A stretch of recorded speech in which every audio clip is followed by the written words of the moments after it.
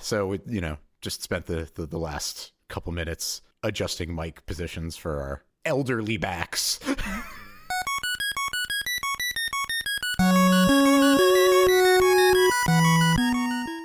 Or at least my elderly back.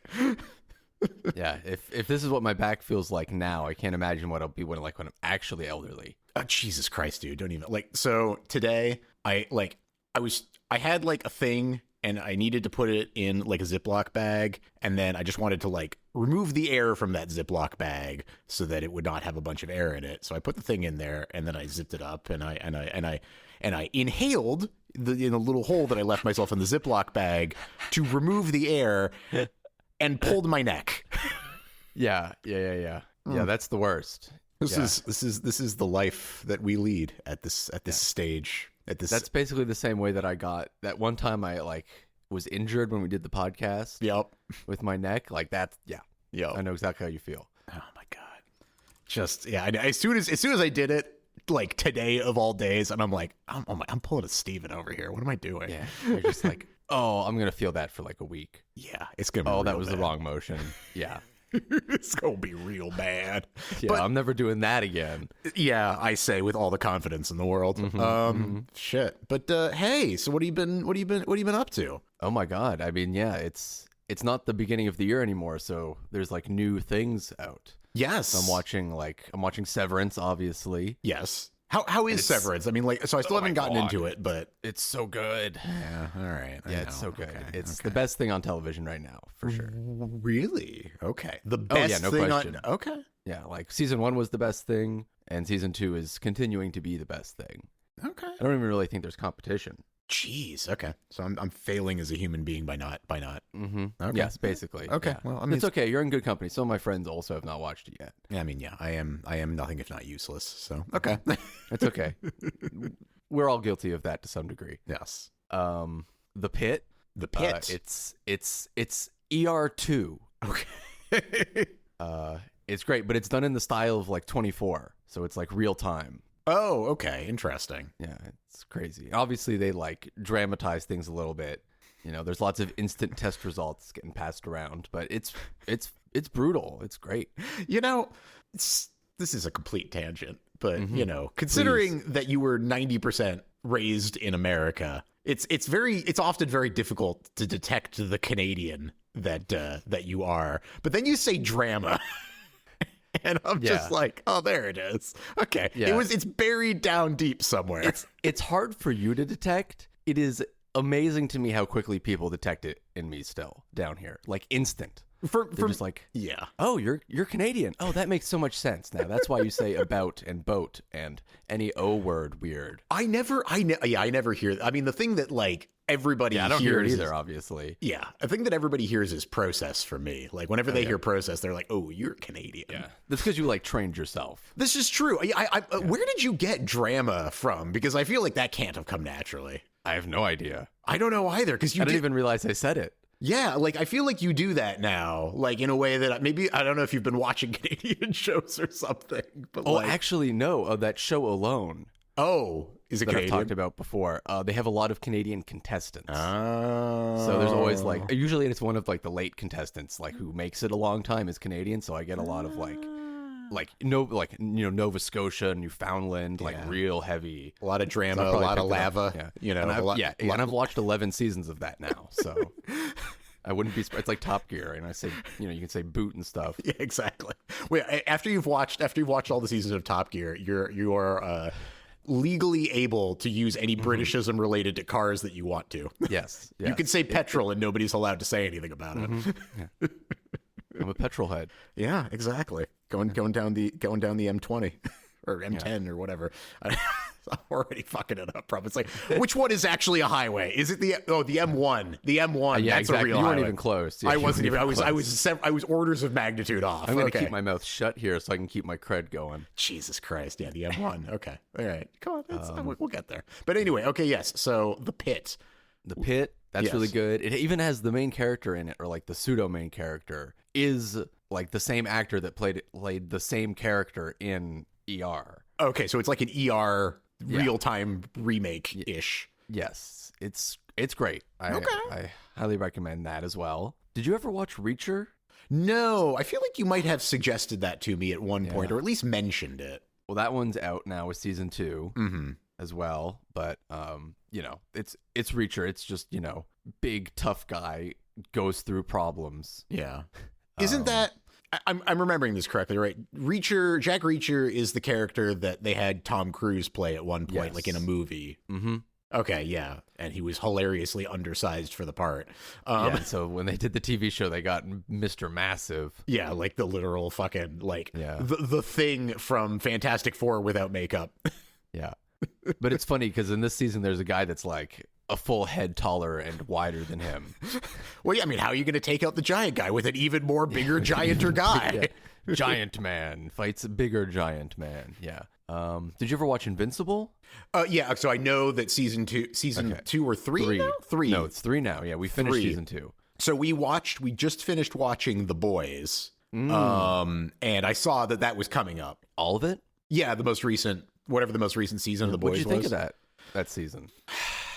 I still liked it. I feel like we're very quickly approaching the point where they need to finish, because it feels like... Which they are. I understand the next season to be the final season, but it's like... Yeah. I feel like we're getting past, like, edgy into, like, comedic edgy, where it's like, okay, like... I understand that at a certain point, like, this becomes like white noise and you have to top yourself, but like, it's losing its, like, it's getting to the point where I'm just like, oh, really? Was that necessary? Like, was that, you had to go there for some reason? Like, come on, guys. Like, in a way that I didn't feel that way in like the first or second season or whatever, where I was like, okay, that was gross, but like, I get it, like, so, yes. Yeah. I don't know. Season 3 is where they lost me, I think. Yeah, I mean, I'm going to finish it, and I still think it was a good season overall, but, like, I don't know if they're going to be able to stick the landing. Mm-hmm. Yeah, I think that's a lot of people's reactions. I had the same reaction, unfortunately, to Umbrella Academy, although that one, I believe, like, was prematurely canceled, and so they had to kind of, like, wrap up more than they had intended to wrap up, but that one really, that one fell apart towards the end, which was unfortunate, because the first couple seasons of Umbrella Academy were fucking fantastic, and then they just kind of died. I feel like I only read Umbrella Academy, but my recollection of it was like it started really complicated, and then they like tried to keep making it more complicated, and you can only do that for so long, it feels like. Yeah, I don't know that I felt that was the main problem. Like, I felt like they actually made it wasn't dark, right? Mm-hmm. Like, I didn't feel like, oh fuck, okay, I gotta get like a notebook out and like I gotta be Charlie Day and fucking like Pepe Silvia. Like, there is no Pepe Silvia. Yeah. I've gone up and down this building. It's fucking Pepe Silvia. It's like, so like it wasn't that where I was like okay, I get it. Like, I understand what's happening. I honestly, it was rushed and it felt rushed. Like. I always can tell when something is rushed when in an episode they introduce a problem and then 3 or 4 scenes later they have resolved that problem, and it's like, so then this wasn't really a problem. Like, you can't set something up of like, oh, this is going to be a thing, and then solve it within the same episode unless you're like House, where it's like that's the whole contention of the show. Like, if you are Breaking Bad. Yeah, exactly. Like, if you're like a longer serialized thing, like, it's like we're not doing Monster of the Week here, like you can't Monster of the Week a show with continuity like that in that way. So, but oh fuck, we did watch on your recommendation and thoroughly enjoyed Chaos. Oh, wow. Wow. Yeah, I know. You forget that you recommend things to me, but we do actually watch them when you tell us to. Oh, right. Yeah. With Chaos. Jeff Goldblum? Wow. Yeah. Of course. Yeah. Yeah. Wow. Deep cut. Yeah. Wow. Crazy. From like 2 episodes ago. But I guess that was like 3 or 4 months ago. So fine. You know what? What'd you think? You know what? So a little sad that obviously it's only getting 1 season. Yeah. But that being said, when it finished, like, I feel like it ended in a kind of a way that, like, how like The Matrix, the original Matrix ended, like the first movie, where it's just kind of like, it's like the end like happens. It's like everything is going to change now, you know? And like that was the end. And like if we had not gotten any other Matrix movies, like everybody had accepted and that was a satisfying ending to the thing. Like I feel the same way with this. Like now that I know we're not getting anything else, it's like, okay, you know what? Like I can imagine in my head where the story is going to go from here. And I don't necessarily need you to like, you know, create it for me to see it. Like I get it, you know, like the order has been been broken and now shit's gonna change. And like that works for me. So like, yeah, I found it a little bit like, I found it a little hokey the first 2 episodes. I mean, for an 8 episode, that's, you know, like show that's not really like off to a running start. But I was the first 2 episodes, I was like, but like once they really got into like the underworld bits, I was like, no. Actually, this rules. And I was wrong. I see why Steven recommended this. Yeah, so good. So good. So good. And I agree. I don't think they could have kept up. What the second season would have to be like to like deliver on the promise would be absurd. Yeah, I mean, like they'd have to just do 2 seasons. Like I feel like this is, and I feel like they wouldn't. I feel like it's a show that would drag on and on and on. Yeah, for 20 seasons. Yeah. And it's not. It's you know. Thank God. In the same way that another TV show that we finished recently, we've been on a Netflix kick, Netflix Amazon kick. Yeah. But Squid Game needs to finish. Oh yeah. I haven't seen season 2 yet. It's good. I like season 2. It needs to finish. Yeah. Like season 3 needs to be the last one. This is a hard trilogy. Like it feels very trilogy, you know? Like season 1 is, you know, fucking figuring out all the shit. Season 2 is The Empire Strikes Back, and then season 3 needs to actually finish the story and be done with it. So 6 seasons in a movie. No, 3 seasons and I guess a reality TV show that they already made. Yeah, the Mr. Beast show. God, that didn't need to exist. How can you miss the point so thoroughly? I know. It's like haha, we're gonna do Squid Game. It's like, did you shoot anybody? Then it's not Squid Game. Yeah, exactly. Yeah. Has anyone died? It's not correct. And we did also watch Arcane, the I guess the second and final season. Oh shit! Yeah, I have not watched the second season yet. Okay, I won't say anything. It existed. It was good. I honestly wish we got a 3rd season, but like, I get it. It's probably insanely expensive and time consuming to make. Like, that's fine. And I understand, I guess like the studio is owned by like the League of Legends people or whatever. So I can't imagine that they're going to like, with the success of it, that they're going to like allow that to just stop. I imagine that they're going to just spend more money on this shit, but I mean, who knows? But the only thing I'll say about Arcane, and this really came across to me in the 2nd season, maybe even more in the 1st season, is holy shit, every frame of that show looks like a Magic card. Oh, really? It's just like, like I feel like they really, because like in all of the intros, like the cold opens to all of them, they have like, they did some like extra artistic thing. Like some of them were like stop motion, or some of them were like in like black and white, or like they did like super saturated, like colory paintery stuff. Either way, the punchline being fucking gorgeous show. Just every scene gorgeous, but like they would sometimes have like these, you know, like big sweeping shots or whatever, and I'm like, dude, I can already imagine that's a +5/+5 with, you know, trample and like, you know, the flavor text. It's like I can imagine the Magic card already. You don't even need to tell me, you know, like it's like, oh, this giant sweeping scene of the ocean with like these like, you know, things in the background. I'm just like, oh, okay, so that gives you two untapped land, you know, water mana, and it increases the power of all of your, you know, creatures by 1. Like I can see it already, man. It's already there in my mind. Have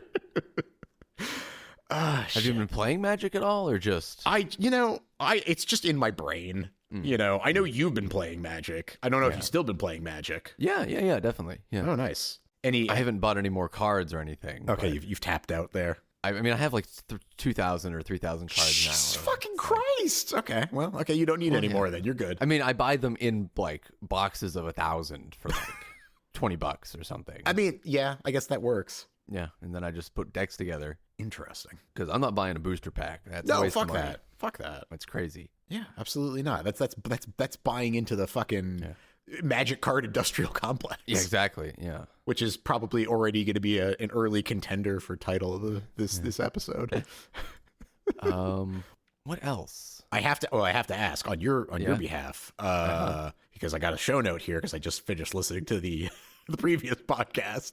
Have you watched any more Gundam? Yep, definitely. Oh, fuck yeah. Have you watched War in the Pocket? No. Oh, damn it. Okay, fine. All right, what have you watched? We're on to Gundam 83. Gundam 83. Oh, Stardust. Yes, so you skipped War in the Pocket. I guess. Interesting. I don't think we watched War in the Pocket. War in the Pocket it's a short one. It's like 6 episodes. It's like all on a colony. No, we definitely didn't watch this. Oh, okay. 100%. Well, is it Chandler that's No, Conrad. It's Conrad is your handler on this? Okay. Yes, I'm gonna have to have some words with I mean, he better be queuing that up because War in the Pocket is probably one of the best ones. He is one of the people who listens to the podcast, so you can talk directly to him if you want. Okay, Conrad, listen to me, buddy. All right, War in the Pocket. If you weren't planning to watch it, the fuck. And if you are planning to watch it, I'm interested in your machete order on this. Why we're going Stardust Memory and War in the Pocket afterwards. But I'll leave that to you. But War in the Pocket. If I find out that he hasn't watched it, I'm going to be mad. Yeah, in like a month or two, I'll hear about this. You will. You'll be like, wait, I was mentioned directly. Yeah, he'll be like, oh, by the way, like I heard the part where like your brother addressed me directly about the Gundam. Yeah. I'll be like, oh, right, yeah. I will say, in his defense, I don't know if he did this intentionally or not, but he did pick the anime with my favorite Gundam in it. Oh, yeah? Which is the Nuke Gundam. Oh, the Nuke Gundam, which is... the Nuke with the big shield one. Oh, the big shield. Zephyr Unit 02 or something. Unit 02. Okay. I think that's what it's called. It's like the whole thing is like there's 2 new Gundams and like Unit 1 doesn't get stolen and Unit 2, the one with the nuke, does. Yeah. Interesting. GP02A Physalis. GP02A. Okay. And then the one he pilots is GP01 Zepthranithes. Oh yeah. I tried to pronounce it and I just immediately gave up. I think Zepthranithes. Yeah. Something like that. No, wait. Zephyranthes. Zephyranthes. Thank you. Because it's a Zephyr Anthes. Zephyr. Oh, okay, there we go. I just, you just have to think about it. You got to think about it real hard. I just watched Chaos. I should be perfect in this. All this fucking Greek shit. It's all Greek to me, Steven. It's all Greek. I mean, yeah. Yeah, a little bit. Yeah, literally, quite literally. And stuff. Okay, I just looked this thing up. Yeah, okay. The prototype tactical nuclear assault mobile suit. Yeah, this thing is badass. I forgot how because you could use the nuke in Gundam Battle Assault. Yes, and it was great. It's my favorite one. I forgot. So I haven't watched this one. I think this one is on my list to watch. But I forgot about this Gundam. That one is pretty fucking dope. It's cool. It's like I don't think the main character is a new type, actually. Like it really, like he's gotten the math wrong in the latest episode. He was like, I'm gonna load in my own data, and then he was like, fuck, he was wrong. He was just and he loses, and it's like, oh, okay, like that's a cool change of pace. Yeah, you always like to see that, right? It's just like no. It's like we're getting away from. Although I guess Gundam, like the original Gundam, was pretty good about that, about like Amuro not being like totally legit from the start. But he does all his math right. Yes, true. Yeah, he is like very clearly a new type immediately. But actually, another thing is he hasn't watched the MS 8th team. He hasn't watched 8th MS team. What the fuck? I know. Yeah. Right. Okay. Well, you know what? What you guys really need to do is just watch War in the Pocket and 8th MS team back to back, because those are 8th MS team is great. Although, did you ever finish 8th MS team? No, okay. I didn't. I hear it. I think it gets more traditional, right, as it goes. Let me just put it this way: 8th MS team didn't end in the place where I expected it to end. End of story. That not. I think. Sure. And I think 8th MS team is great. So it just didn't end in the place that I thought it was going to. So that's all I'll say. But no, dude, you gotta. I mean, War in the Pocket. It's so fucking good. It is the most soul crushing of any of the Gundams by far. Not even close. And that's including fucking that's including fucking Iron-Blooded Orphans, which is pretty soul crushing. So like, it's a good one. Sounds like it. Yeah, gotta watch it. So good. What else? Oh, so okay. Didn't get to ask. Well, I did get to ask, but you hadn't tried it yet. How is the? Have you broken into the Keymoon tea yet? I think so. I did, yes. Okay. By accident, I'm pretty sure. That's okay. Yeah, I was making tea very early in the morning one day, And you grabbed the wrong bag. and it was, and I think the Kimu is also in a big one, Okay. and you got me the big ones for the Black Assam, Okay. and so I grabbed that instead, and it is a pungent and strong tea. I was Has okay. a very unique flavor. I'm interested how is because I find it to also be another malty one. Malty. I don't know. I really only took a couple sips before I was like, "Oh, this is not Not what you were expecting. this is not what I was expecting." Okay. All right. Yeah, I'll have to try it again now, expecting it. Because I was going to put that one up against the Black Beauty as another like strong malt tea that you might like, but if I think so. Unless I've I should go check what tea I'm talking about downstairs on our break. yeah, I'm actually curious what I sent you now. Because what did I send you for? Because I also devoured, like, there was a smaller bag of tea that I had that was also black tea. Because the one I'm talking about is a green tea. Oh no, So this it is can't not be. a green tea. Okay, so then I think have I devoured that bag of black tea already, potentially? Possibly. Like, I might have been drinking that. Like, I think that was the first thing I drank, maybe. Oh, no, that was the Earl Grey. Oh, okay. So yeah. So no, yeah. So I sent you. Okay. So Earl Grey. There's a jasmine tea that I sent which you, is amazing. Yeah, and then I sent you the Key Keymoon. Okay. I didn't And send then- you a and- green tea. And then the Black Assam. So no, it's the Keymoon I'm talking about. It is the then. Keymoon. Okay, interesting. Yeah, that's crazy. I thought it was green. Yeah, you're gonna have to tell me. Yeah, I'll have to make it again and try it. Now I'm very curious. I'm Yeah. very curious. I remember it like it grossed me out. I'll be completely honest. Oh, okay. So yeah, okay. It wasn't what you were hoping for. Yeah. But that's because I was expecting something very different. I think I put like honey in it potentially, which I don't know. Oh, that might not have been a good move. Exactly. Yeah. So Yeah. I'll have to It try might it not- again properly. It might not bear sweetness. Yeah. I also played Pacific Drive. Oh yeah, I feel like I've heard of that. It's the one where it's like you enter like this You're trying to escape the storm in the car, right? Yep, that's the one. Yeah, that one. Yeah. It And you looks have to really like cool. repair your car and shit. Yep. Yeah. Okay.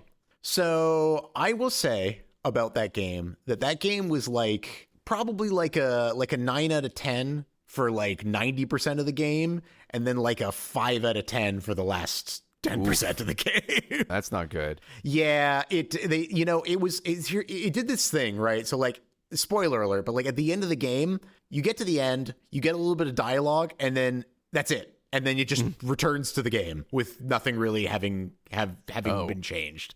And it's like, that was really, really anticlimactic. Like like severely anticlimactic. So, but that being said though, I have like a partial desire to like go back and just kind of dick around in that game, because I felt like when I got to the third area of it, I didn't get to spend very much time there, and I kind of want to like, so in the game you have like a limited amount of time to explore each area before like the storm rolls in. I kind of want to just turn that off so that I can spend more time like hanging around in each area.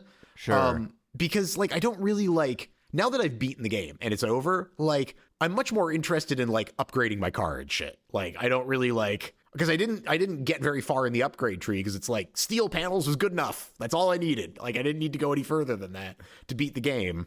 And You so didn't need the orichalcum panels. yeah, like I didn't need like super radiation or fucking, like electrical resistance. Like I don't need it. I just drive. It's fine. Just don't die. Yeah. But like You played it like a driving game. well, I mean, it is a driving and collecting, like driving and scavenging type of thing. And like on those merits, it is fun. I do wish there was like a better indicator of how much time you had before the storm rolled in. Like I understand why it's not that way, because the idea is to like make it feel tense and make you feel like you can't just stop everywhere and collect everything. But now that I've beaten the game, I kind of just want to stop everywhere and collect everything, like I want to fully explore the area, because there's like plenty of places where I was like, oh, that looks like a fucking shit show. I'm just not even going to mess with that because I don't have time to deal with any of that. I got to just go to the next area. But like that kind of for me, if I was going to go back and play it, that would no longer appeal to me as a gameplay concept. But it's really easy to change. Like all the settings are like they have like a whole list of settings. They offer that ability. Yeah. Like it is very like you can take it from like literally no threats to like turning them all up to like 12. Like forget 11, we're going to 12. Like we're going straight to 12. And that's cool. Yeah. So like I mean like it can get really intense, and I'm sure some people like that's what they go in for, but for me I'm like, I want to do more of the collecting side of things and less the death run side of things. But yeah, good game. I just like if you play it and you're enjoying it, you don't need to finish it. Just keep playing it. Just keep playing it, enjoying it, and don't finish the game. So you don't even get to like turn the storms off or anything at the end? No, I mean, yeah, no, they're not within the logic of the game. No, no, it's very much just a like because like at this point now I can turn off the storm. Like you can change the difficulty at any time you want in a non-meta sense, of course. Now, could I headcanon that and be like, no, after beating the game, I have turned off the storms? Like I could, sure, and maybe I will, but yeah. So Pacific Drive. It was fun, but I feel like there's some missed opportunities there, and I feel like the ending, and I also feel like because I never really like, I feel like some of the upgrades and shit were like too scarce to the point where it's like I'm not gonna make one of these things because it's gonna cost me so many materials, and if it breaks, like what the fuck, you know? Like it's like yes, you can repair all of those things like a certain amount of times, but it's just like I'm not gonna spend the upgrade points on this if I'm never going to get a chance to use it because it's like so resource intensive to create. So I don't know. I feel like it could do with like a version 2. Interesting. Yeah. It looked cool. That's really my only input. If I saw streams of it. It you know, honestly, like if it looked interesting to you, I would suggest playing it because I think that it's like it's fun. It was worth the time. It's just ending doesn't stick the landing, but yeah, that's unfortunate. Yeah, I also downloaded. I played a little tiny bit, and I realized I don't want to commit to it quite yet, but because it was like $3 on Steam. But Way of the Samurai 3. Oh yeah, definitely. Yeah, I think I have one of the Way of the Samurais on Steam. Yeah, because I feel like we bought 2, and I wasn't super jazzed about 2, but I've heard that 3 is closer in feel, longer still, but closer in feel to the original than 2 was. And so I'm like, all right, I'll give 3 a shot. And I played like 10 minutes of it, and like, you know, it felt like a, you know, mid-tier PS2 game, like, you know, floppy or horrible controls, and it just took me back in time. I was like, oh, this is perfect. Like the combat music kicked in, and I'm just like, yep, I'm playing Way of the Samurai. I know all about this. So I was like, okay, when I have time, I will commit myself to this. But I was like, it's $3. I'll just buy it, and I'll just hang it out for a rainy day. That's crazy. Yeah, I didn't realize that it came out 1 year after Way of the Samurai 4. What? On Steam. Oh, okay. Yeah, maybe just because like getting it actually. Because I have Way of the Samurai 4 because that was the earliest one I could get. Oh, cool. And I've heard kind of mediocre things about Way of the Samurai 4. Yeah, I would not get it. I don't like it. Yeah, I've heard really good things about 3. So whenever I get around to playing it, I'll let you know. But it's also $3, so if you just want to pick it up, fucking yeah. Speaking of sequel games, yes, I have been playing the sequel to Kingdom Come Deliverance. Oh shit! Okay, it's funny. Okay, that's not what I expected you to say. It should have been what I expected you to say, but it wasn't because Path of Exile 2 is also out. Yes, I'm waiting for that to be free. Okay. Oh, so it's not free? I'm also, right now it's $30 because it's an early access. I'm also not super happy with GGG as a company. Yeah, because of what they did with deprecating I was about to say Way of the Samurai. Deprecating Path of Exile 1. I mean, yeah, that. I also don't like their development manifest, like how they're moving that series. The direction they're moving in is not what I like. So we've talked. So is it still kind of the same? Like, are you specifically now? It's like Path of Exile 2. They have a new animation system that they're very proud of. Okay, and so like there are obviously attacks that bypass those animations to some degree, obviously. But like a big complaint I've heard, obviously I haven't played it, is that like there are many classes where you're locked into like, you know, half a second, a whole second of like unskippable animation for your attack, basically. And it's like, I'm even less interested in that. So it's like they're starting to like trend into Dark like the Souls, Diablo 3 direction. I guess. I feel like Diablo 3 maybe had that complaint. Maybe I'm making that up, of like that there's like a certain amount of commitment to some of the attacks Yeah. that I wasn't guess. necessarily there in Path of Exile. Path of Exile was very snappy. Yes, exactly. Yeah, it's very snappy. Yeah, maybe I'm making that up, but maybe I'm conflating not things. But 100%, okay, but okay. So Kingdom Come Deliverance though. So how is that? It's amazing. Yeah, it's so Okay. good. I mean, you played Kingdom Come Deliverance 1, right? Oh yeah. We've talked Yeah, about we've this. talked about that. Yeah. No, Kingdom Come Deliverance. It was a game. Not to retread old ground, but you know, I'll say it again just in case there's any new listeners out there who have never heard my spiel on this. But when I played Kingdom Come Deliverance 1, I was like, okay, yeah, this is fun, you know. And then like that was it. And then found myself going back and like thinking about it all the time. And so yeah, I mean, I'm very excited for Kingdom Come Deliverance too, but I don't have the time, man. I'm not ready. How is it run? That's my real question. So good. Really? Okay.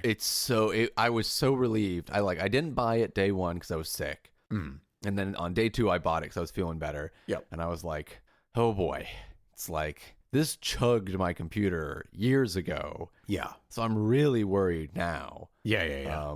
No, just like straight 60, medium graphics. It looks great, runs great. There's no bugs. I've run into only 2 quest bugs. Okay. Which is obviously much better than having to restart my entire game after like 60 hours, like Kingdom Come Deliverance 1. So big plus on that one. Is the saving mechanics all still exactly there? the same? Yep. Okay, so I'll be bypassing those for sure. Yeah. That'll be Yeah. I mean, I spent like a real time like 2 or 3 hours in the first town.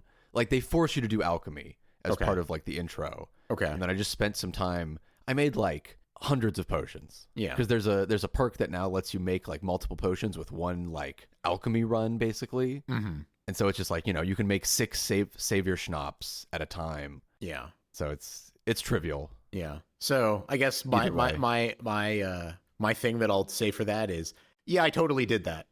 Yeah, sure, whatever. Yeah. It doesn't matter either way. It's after you go a little bit into the game, it doesn't matter either way. Honestly, I never found the game trivial while bypassing, because I mean, in Kingdom Come Deliverance, the first thing I did is I downloaded a mod that allows you to save anytime, and I never found the game trivial as a result. Like it was never like a time where I was like, oh, like I've ruined my experience by doing. I'm like, no, I just let me fucking save my game. Yeah.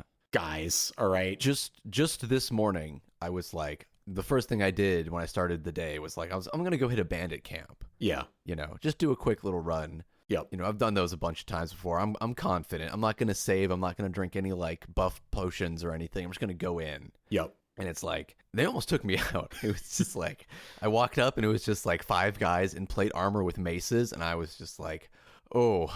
And they were all good. They were all like, you know how you can tell when you start fighting someone in that game? It's that like they're how good. They are. Yeah, I was like, oh no. It's like every time I would target to a new person, it'd be like, oh no, you're also good. Oh wait, there's no like soft target here for me to reduce your numbers. When you see like, plate armor and maces, the first thing you think is, oh, if I run into that bandit camp, I'm gonna die. Yeah. Yeah, I made it through, but only because my character is like max level basically at this point. But no, it's great. They like the combat system's better. Like you can only master strike with swords now. Oh, interesting. Okay. So like swords are like better in that way. Even though I still don't use them, obviously. Well, yeah, because I mean, as a semi-correct medieval fantasy, not medieval fantasy, sorry, medieval like simulator, right? Like, maces were better. The end. Like, swords are for parading around, and maces for actually killing people. I will say they have made swords a little better. Yes, swords do a little more damage now, but I think I'm hoping that when hardcore mode comes out at some point, they'll fix that. And they'll make the game a little harder. Okay. I feel like it is a touch too. I mean, I'm a veteran, you know. I've got my 200 hours of Kingdom Come Deliverance 1 under my belt. So when I say it's too easy, take that with a grain of salt. 2025 Kingdom Come Deliverance humble brag. Yeah. Throwing it out there, you know. Oh my God. Yes, you're better at video games than me, Steven. No, only certain video games. You're definitely better at other video games than I am. Pretty much just racing games. Yeah. Puzzle games. Well, that's true. But I guess... Your refusal to interact with is a valid Yeah, I guess that's probably weakness. Yeah, I don't know. I mean, You're like, I feel like you're taking the war games approach to puzzle games of the only winning move is to just not play. yeah, that doesn't work in real life though. In real life, the only winning move is to win. Yes, I am vastly superior. Well, let me just put it this way. I don't know if I think if you actually put your mind to it, I don't know how much better at puzzle games I would be than you, but my ability to sit there and actually stare at the screen and try to figure it out instead of just being like, this is fucking stupid and walking away. I'm gonna look it up on the internet. I'm not gonna fucking solve this shit. Yeah, fucking, I got shit to do. Shit to do, exactly. Yeah. Meanwhile, and when you say shit to do, you mean shit like Kenji and fucking Cataclysm. Yeah, or spending, like a real-time hour forging horseshoes at the new blacksmith minigame in KCD2. Yes, exactly. It's like we both have a very different definition of shit to do. Yes. Oh shit. Okay. Well, yeah, I'm excited. When I finally am ready to play that game, I imagine that I'm gonna lose all of my time. Yep. To that thing. It's amazing. It's so good. What else was I gonna say? Oh, okay. So. Wow, table slap. Yeah, table slap.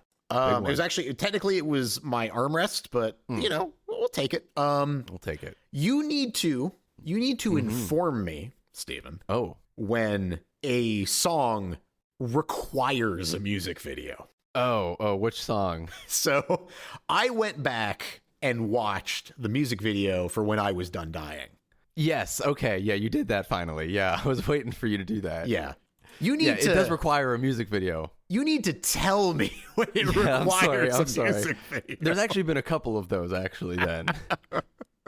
Dude, I'll have to go through and remember. Yeah, it is amazing, right? It is amazing. You gotta fucking let me know when I'm actually just gonna put it on my other screen here real quick so I can watch it because it's so good. It's so good, man. And it really does put the song into context. It really, I mean, like, because I didn't 100% like I kind of got the feeling when listening to the song, but like when I watched the music video, I was like, okay, there is a literal through line for this entire song. This is an actual thing that I needed to. He is telling a literal story. Yes. It's not. Yeah, it's amazing. Oh, you fucker. Okay. Yeah. So I'm really glad you watched that. You found that. Yeah. Yes. Yeah. No. I mean, look. There's a great benefit to me editing the podcast, which is that I can be reminded 3 or 4 times of these conversations, so that I can actually get around to doing the thing. You could hear the note of like, no, but the music video, Jason. Yes, you have to watch the music video. You have to. Oh shit. If there's nothing else from your side. I'm sure there's other things that I've done, but I can't remember them. So that's fine. Good. So if there's nothing else, I do have 2 songs that I want to throw away. Definitely. Yes. So I've been making more music. So let me hit you with this first one. And this time I'm going to remember to say the names of them, because last time I didn't do that because I forgot how to do this podcast. Which is okay. It's a frequent problem. A lot of stuff Okay.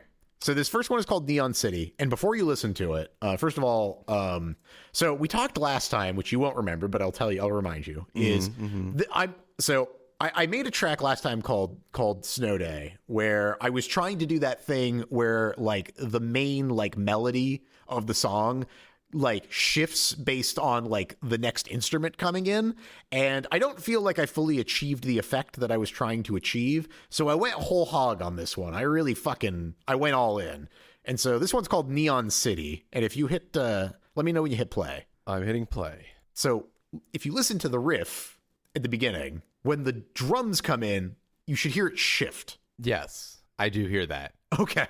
And then when the bass comes in a second, you'll hear it shift again.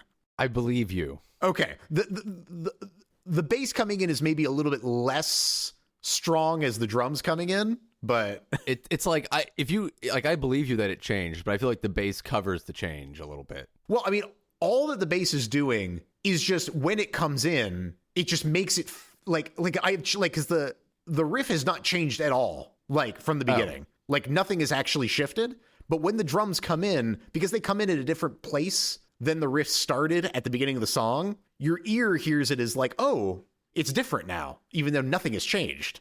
I see. I like that little. Yeah, the little arpeggio. Yeah, arpeggio. Yeah. I worked really hard on that sound. Once I found it, I was like, oh, that rules. That's the one I'm going to use. It's like really crunchy. Oh, nice fade in. Nice. It was good. Very spacey. Yeah, I mean that was what I was going. It was kind of like a synthwave type of deal that I was going for. Yeah, yes. So very then much so. the second one, rewind time, and let me know when you hit play.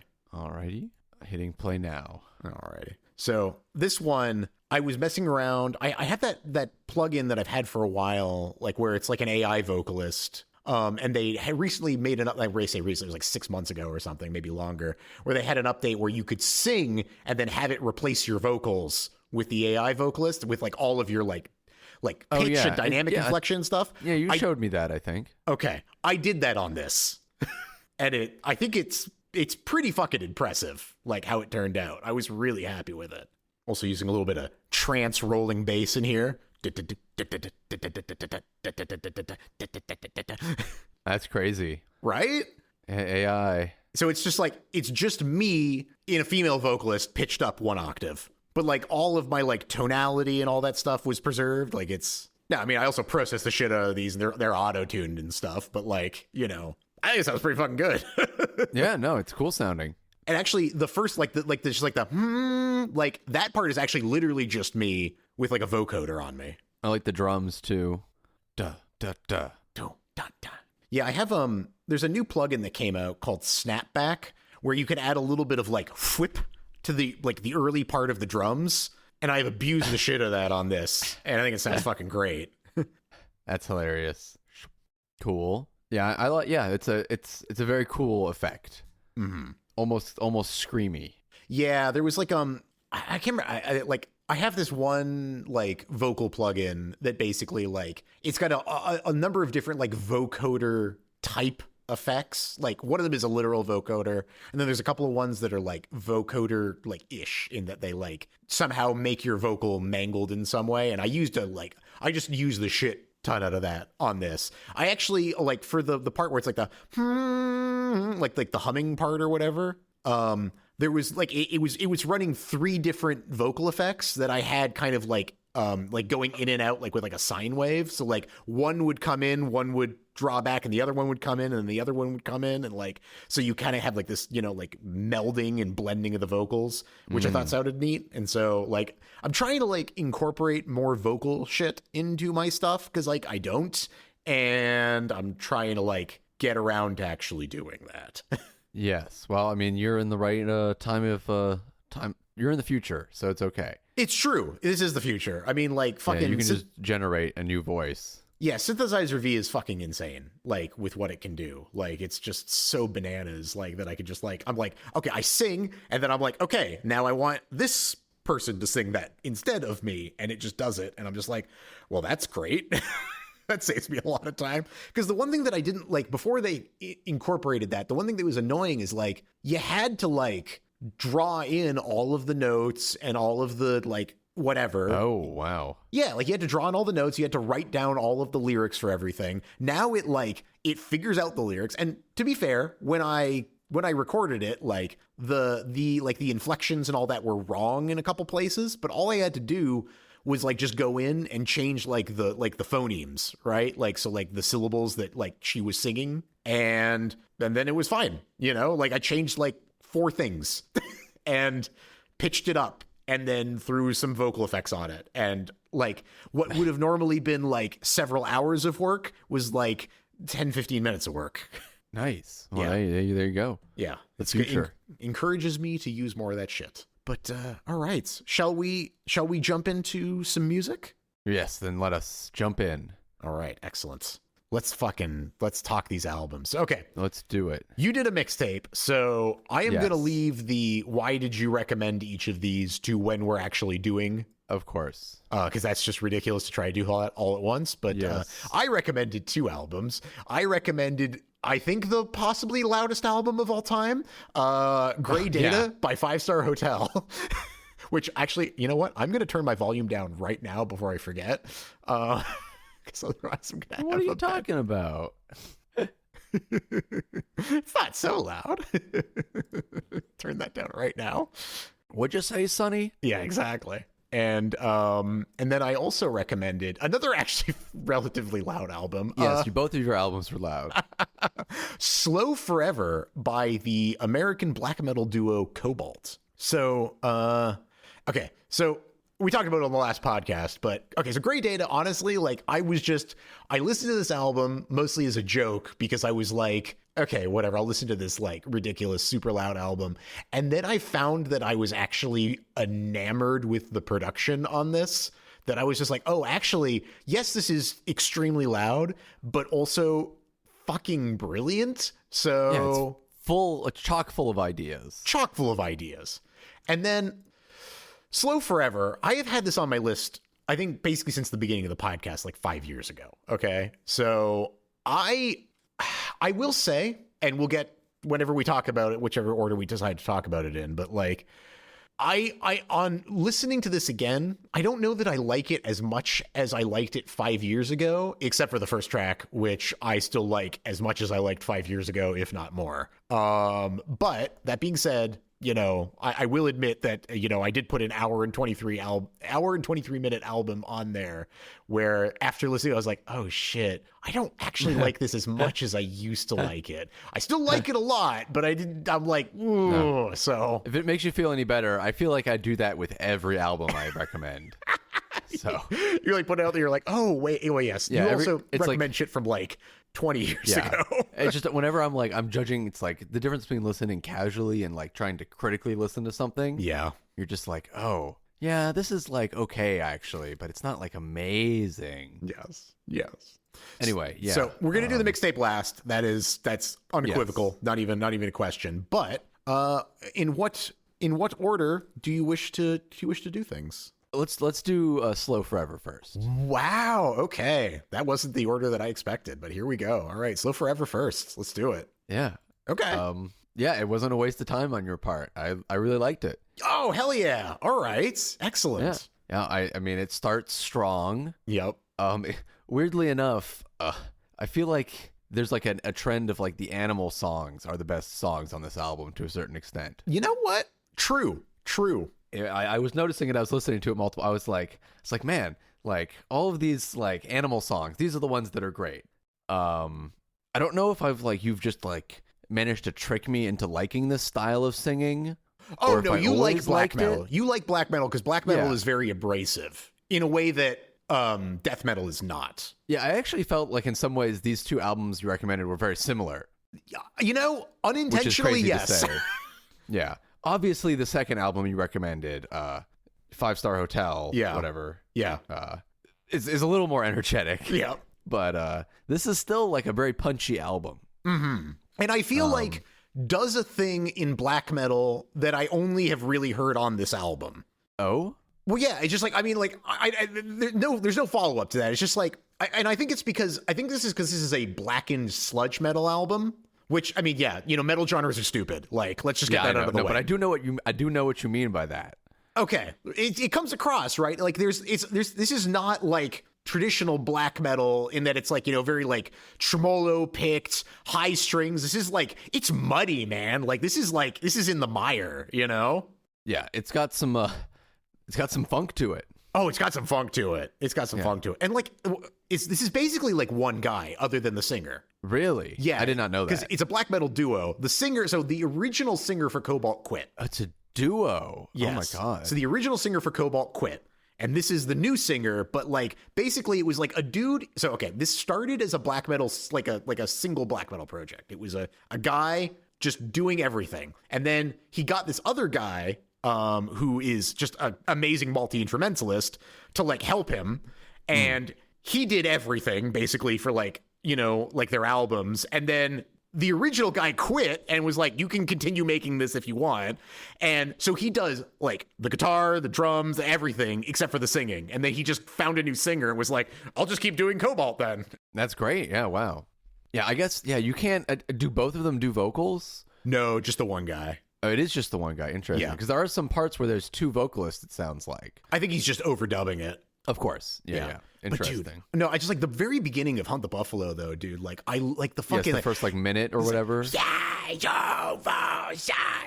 like the fucking like the cadence to it, because it's like usually I feel like black metal is just like we're just screaming, right? Like we're just screaming, but like there's like a groove to it, you know? Yes. It's very almost it's not quite punk. I feel like there is some punk vocals on this album, like at the very end. Yes. But this is pretty close to punk vocals.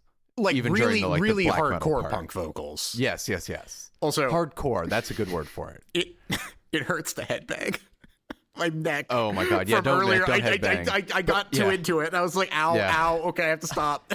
I am headbanging though as well. Yeah, it's hard not to. No, honestly, so it's funny you bring up punk, because I mean, I feel like there's a lot of thrash metal as well in this, and I mean, I don't know. I mean, I'm sure you're tangentially familiar with thrash metal, but Oh yeah, for sure. But like thrash metal, like was born out of punk, that like of, basically bringing in like punk tempo and punk energy into metal music is what inevitably kind of like spawned thrash metal. And like, so the fact that you're bringing up punk, like comes across here, and there's actually some songs in here that I would even like, they almost sound like Metallica a little bit, like early Metallica of like bringing in those. Yeah, that's a good comparison. Oh my god, fucking Hunt the Buffalo, man!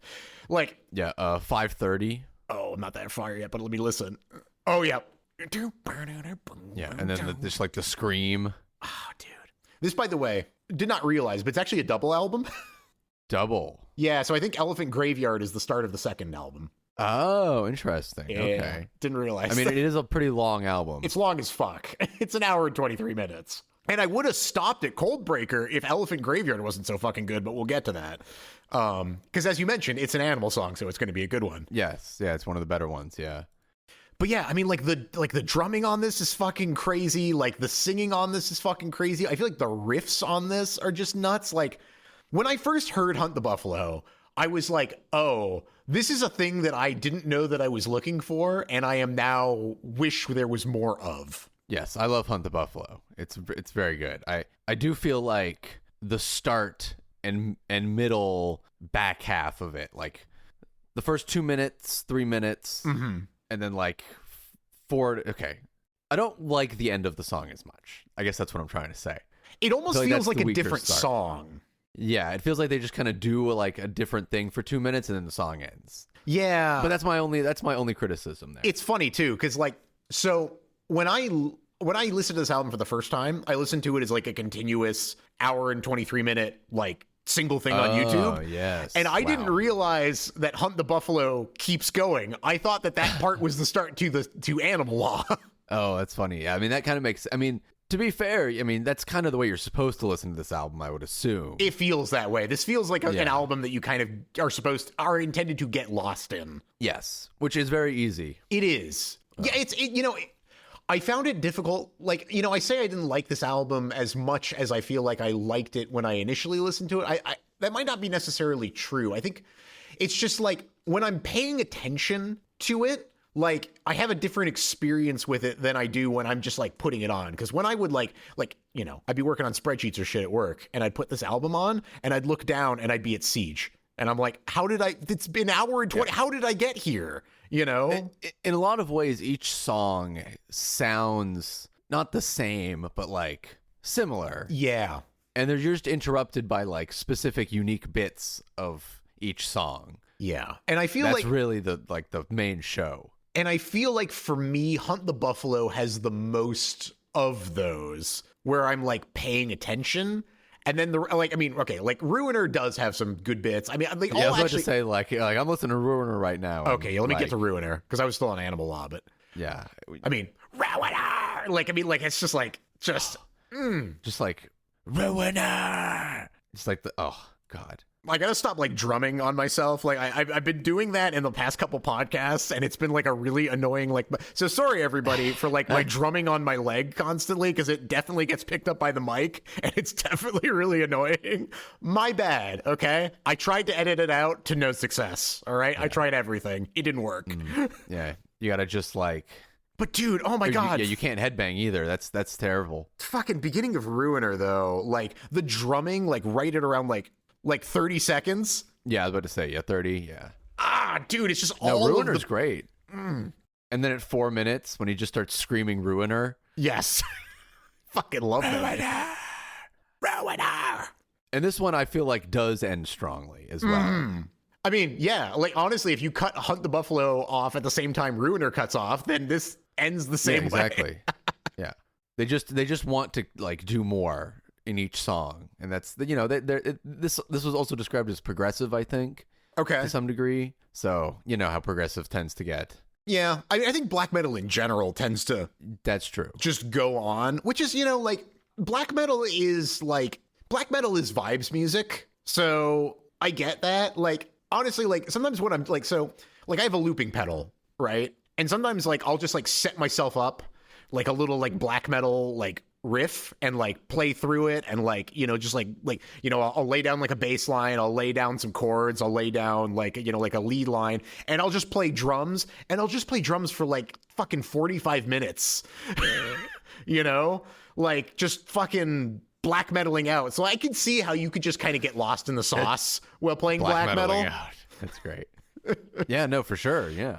This whole album is like that. Yeah, this is lost in the sauce, like vibes music, which, you know, like it operates very well on that level. And like as a black metal album, I feel like this is pretty fucking solid. No, yeah, this album's great. I really enjoyed it. Yeah. Even including to our next song, Beast Whip. It's animal related, therefore it's it will be themed, good. So it's great.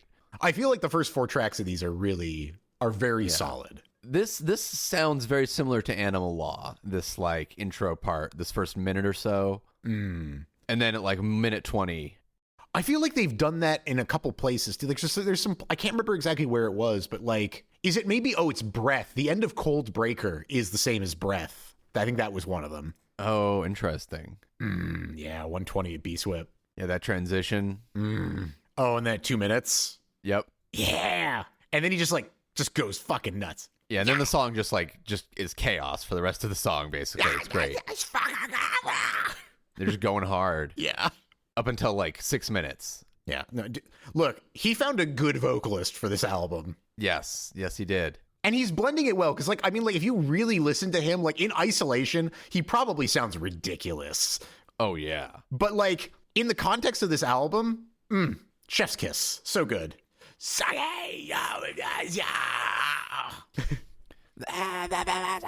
Yeah, actually, people will know because us doing an imitation of it sounds very similar to what it actually sounds like. Oh, dude, what was it, like 3 minutes 40 maybe a little bit past that. Hang on. Yeah, it is 3 minutes 40. Push the bottle taper. Ugh. This is such an aggressive fucking album, man. Yes. And then you get that nice outro bit. Oh, yeah. Where it slows down a little bit. I do really like when they slow down and groove, you know? Yes. Yeah, 100%. And that was part of the reason why I felt a little bit more comfortable recommending this album to you, because I was like, this does a thing that I haven't heard a lot of black metal bands do, which is like really slow down and groove. Like black metal, like it vibes, but it rarely grooves. And this grooves, and I'm very down for that. It's like the hippiest shit I've ever said in my entire life. Yeah, I know. Yeah, but it like, grooves, dude. It's like, look, man. All right, it had vibes, but does it groove? Like, you know what I mean, man. But at the same time, you know exactly what I'm fucking talking about. And don't pretend you don't. Yeah. Well, like the beginning of King Rust. Mm-hmm. Like I'm like in a Renaissance tavern. Yeah, I know, right? Like this could be like the beginning of this could be in like fucking Witcher 4, and like you wouldn't even blink an eye. Yeah, 100%. Oh, I've dropped 2 100% in the last like minute. Got to space those out more. Look, you are 100% guy, all right?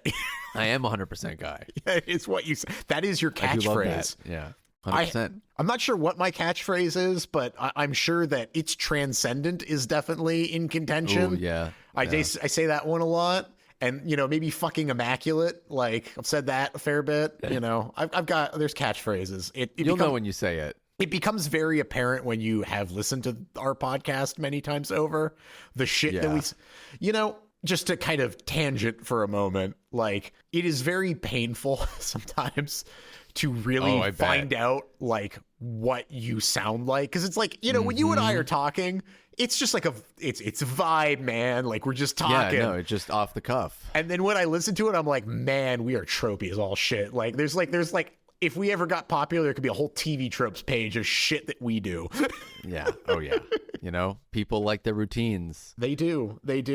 It really, it shines a lens on some of those things where I'm just like, oh, I got to change that about the way that I talk because that sucks. I need to stop doing and that's why I don't listen to it. Yeah. Have you ever listened to our podcast? Never. Other than when people have it on, right? Well, no, I mean, but no one has it on. Well, haven't people watched our podcast in your presence before? No, I feel like never. you've said that. No, they watch it and then we talk about it. Okay. But that happens. I never hear my voice. Wait, no, hang on. There was one time where you were like, because you were like, oh, it sounds like I didn't realize how professional it sounds. You did listen to it one time, a little tiny bit. Oh yeah, I was trying to like look up a specific thing. Like a song or that was what it was. So I was like skimming through all of them. Okay. All right. Cool. Yeah. But other than that, no, I do my best not to listen. Anyway, this entire time, King Rust has been building up to around 3 minutes, and yeah, King Rust is one of the weaker songs. I feel like for sure, even though it has a nice build up, it doesn't really go anywhere. Although that being said, like 4 minutes, pushing myself out of myself. It's a little too long for its own good, but I actually do still like King Rust. I also feel like they were smart to put Breath right after it. Yeah, oh for sure, yes. It's like, okay, that's been a lot. Let's relax for a little bit.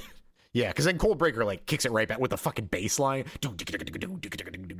Yes, this bass line, yes, so good. Oh, yes, and the singing on this album, this song especially. Oh, his like cadence. Yeah, like, you know, there's a lot of rhythmic component to his singing in this that is just like, you could have made different choices and it would have been worse. Like the fact that he was like, and I don't know how much like the vocalist was just like, do this, or if like, you know, he made his own choices on this, but like, I feel like like how rhythmic he is just like part of what makes this album so fucking good, man. Yeah. And then talking about funk, 2 minutes. Oh, well, actually, before that, if you don't mind. Sure. 1:40, that's very thrash metal to me. And I guess that kind of leads into 2 minutes. Yes, it does, and it also reminds me of Metallica for sure. Okay, yeah. Okay, yeah. We were talking about the same part.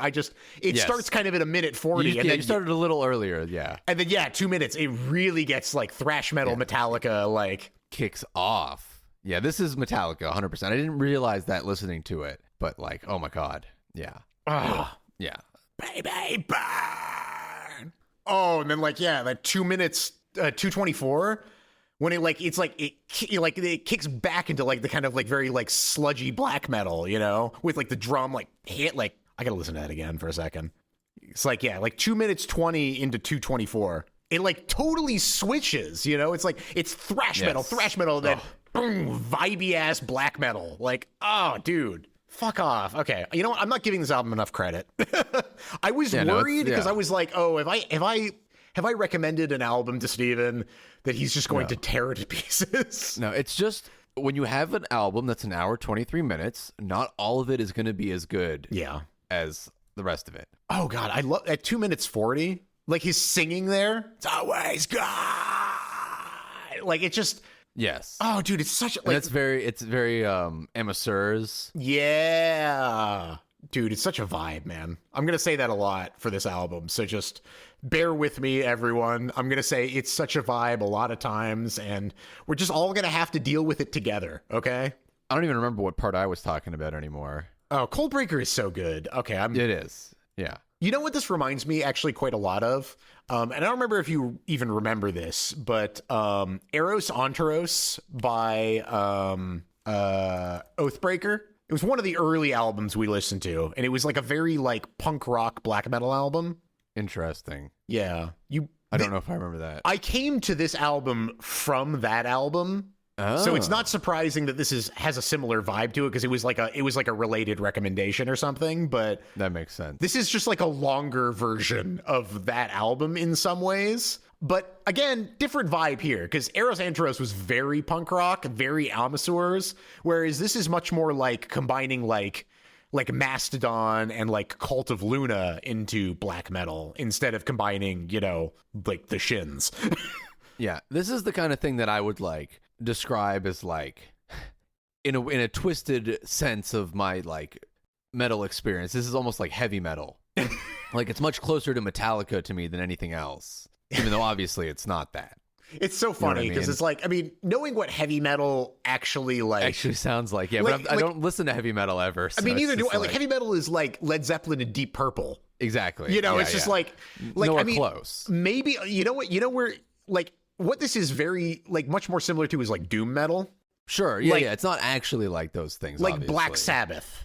Yeah, but it's so like funky and like poppy. Almost, you know what I mean? I do know what you mean. Like this has like some like good beats in it. Yeah, it's not just like straight blast beats all the time. Yeah, it's great. Oh, and I love the ending to Cold Breaker as well. Just with like the super distorted guitar with like little little harmonics. Mm-hmm. Yep. Oh yeah. Ding. And then Elephant Graveyard. Oh, yeah, another great animal themed song. Yeah, you know what? This Elephant Graveyard does bring back some of the like yeah, well, apparently it's supposed to be an album opener. Yeah. But it brings back some of the like it's almost like I want to say like country. It sounds crazy, but like you know what I mean? Like because I feel like Hunt the Buffalo had like a little bit of like there was like a little bit of like a country music vibe in there. Am I insane? I might be insane. What, for this song? Well, Elephant Graveyard and Hunt the Buffalo. Kind of, I guess. I could see like the way you like the drums are like folk music-y. Folk music-y, maybe. That's maybe what I'm thinking. Yeah. But yeah, Elephant Graveyard I don't really have a lot of experience with country music. You know what I mean? Neither do I. Very little. I'm mostly talking out of my ass here. And maybe folk music is more what I'm thinking of, but like, and it seems like a weird thing to say, but like, I feel like there is some element of like the cadence there. No, I definitely see that. Yeah, now that you're pointing it out, like this sounds like some folk music I've listened to for sure. Just heavily distorted and screamed with a lot more drums. Yeah, it's the like. It's funny because it's like there's so many like black metal bands that do like folk black metal that sounds nothing like this. It sounds much more like Well, those are like Norwegian folk. Exactly. Whereas this sounds more like. I think this is an American band, right? Yes, I believe this is an American. Well, I mean, it says American black metal. Yes, black American duo, black so. metal duo. Yeah, I'm reading it. Yeah, as I was saying it, I was like, I wonder if I can confirm that. Yep. American. Yes, I can confirm that with the words that are in front of my face. So I think that might have a lot. We might not just notice these elements in like quote unquote foreign black metal, although that's funny to say, obviously. Yeah. Yeah, calling Norwegian black metal foreign. But anyway, just like so that those elements might exist. Maybe we just don't recognize them the same way we do here. Yeah. But I don't know. That might be bullshit too. So, I mean, most of what we say is bullshit. That's part of the fun. Yes, that is part of the fun. Also, I gotta say, like 127 on Elephant Graveyard. That's super punk rock. Oh yeah, for sure. Yeah. That's what I was talking about. The da da da. I mean, that's literally like fucking D beat. Yeah, it's like, so good. That is like. Are you familiar with D beat? No. Okay. Like D beat is like do da do da do da do da do da do. That's D beat, right? And it's like drum and bass. No. D beat is like the core of like hardcore punk. D beat. It's like hardcore punk I drumming. Saying DB. Okay. No, D beat. And so do da do da do da do da do da. Like that is like that. I can't remember who invented D beat, but like it's become like it's a staple of hardcore punk drumming. It's like ridiculous. Well, it's great. It's used very effectively here. Indeed. And we just get like a second song at 4 minutes. Oh, but it's so fucking good, dude. It's like that turn. Like, oh, dude. Yeah. Like, that's the kind of shit that I go in for. I don't know the lyrics. Was Christ. Oh, dude, fuck off. So fucking good. Okay, that's actually Speaking of my catchphrases, fuck off is definitely one of my catchphrases. I say that shit a lot. Yeah, dude. Oh, Elephant Graveyard. So fucking groovy, man. Yeah, it's a great song. And then Final Will, again, with that crazy fucking, like, fast bass. Yeah, that gets even faster at like a minute. This, honestly, is the most, like, progressive to me. Like, there's almost... This is gonna sound bad, but like, there's almost like a dream theater-y element to the beginning of this. You know what I mean? Yeah, there is. You know what I mean? It's like a synth. Yeah, it almost feels like. It's like, could this be like a bonus track on fucking Octavarium? Like for the first couple minutes or the first maybe minute or two before it starts popping off, maybe. Yeah, maybe. And then, but no, I do get what you're saying though. Yeah, this is a very weird song in general. Honestly, though, you're right. There's a lot going on. Yeah, like the change at around like 2 minutes. Yes. It's very abrupt. And also the other change at like 3 minutes or 4 minutes, I guess, like 3 minutes 50. Yeah, it's very Dream Theater-y. Let me get to 3 minutes 50. Hang on. Oh yeah, it just flips. Yeah, exactly. Yeah. Yeah, this one's a little bit all over the again place. At 5 minutes. They just kind of do whatever they want here. Yeah, there's a lot of stuff going on here. Yeah, it feels like every like minute or 2 minutes it changes to something else. It's crazy. Oh, where's the part though? It's like 5 minutes something. Hang on. It's going to do something cool. Maybe it's 6 minutes? Oh no, it's before that. Hang on. I'm an idiot. Yeah, 5:22. 5:22. I love this riff. Oh my god. Yeah.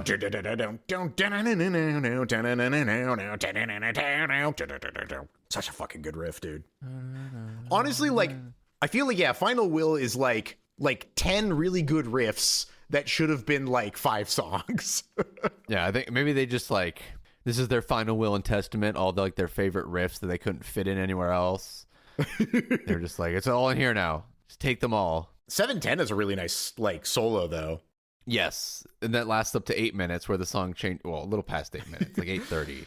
God, Final Will is its own fucking album. It's just an 11-minute 17. Yeah. It's like 6 songs in here. Fucking prog rock.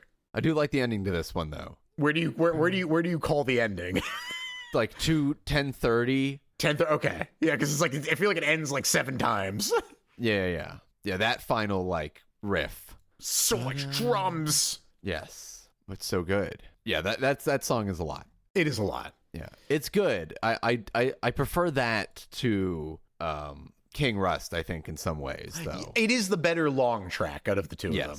If you're gonna do too much as opposed to not enough, I'm okay with that. Fair enough. So we'll find out in our second album. Yeah. And then now Iconoclast. Yeah. I mean, it's a quote song. It's a fucking Ernest Hemingway. It's Ernest Hemingway. Oh. I don't know if it's actually Ernest Hemingway. It is his speech though. That's cool. I will say, like quote songs aside, that is a really good speech. If you've never actually like read through it, of just not. Like how shitty being a writer is. Oh god, I can imagine. It's a good fucking speech, dude. Like, so. And then Slow Forever is, I guess, the eponymous track. I mean, you don't have to guess because it's literally a definition.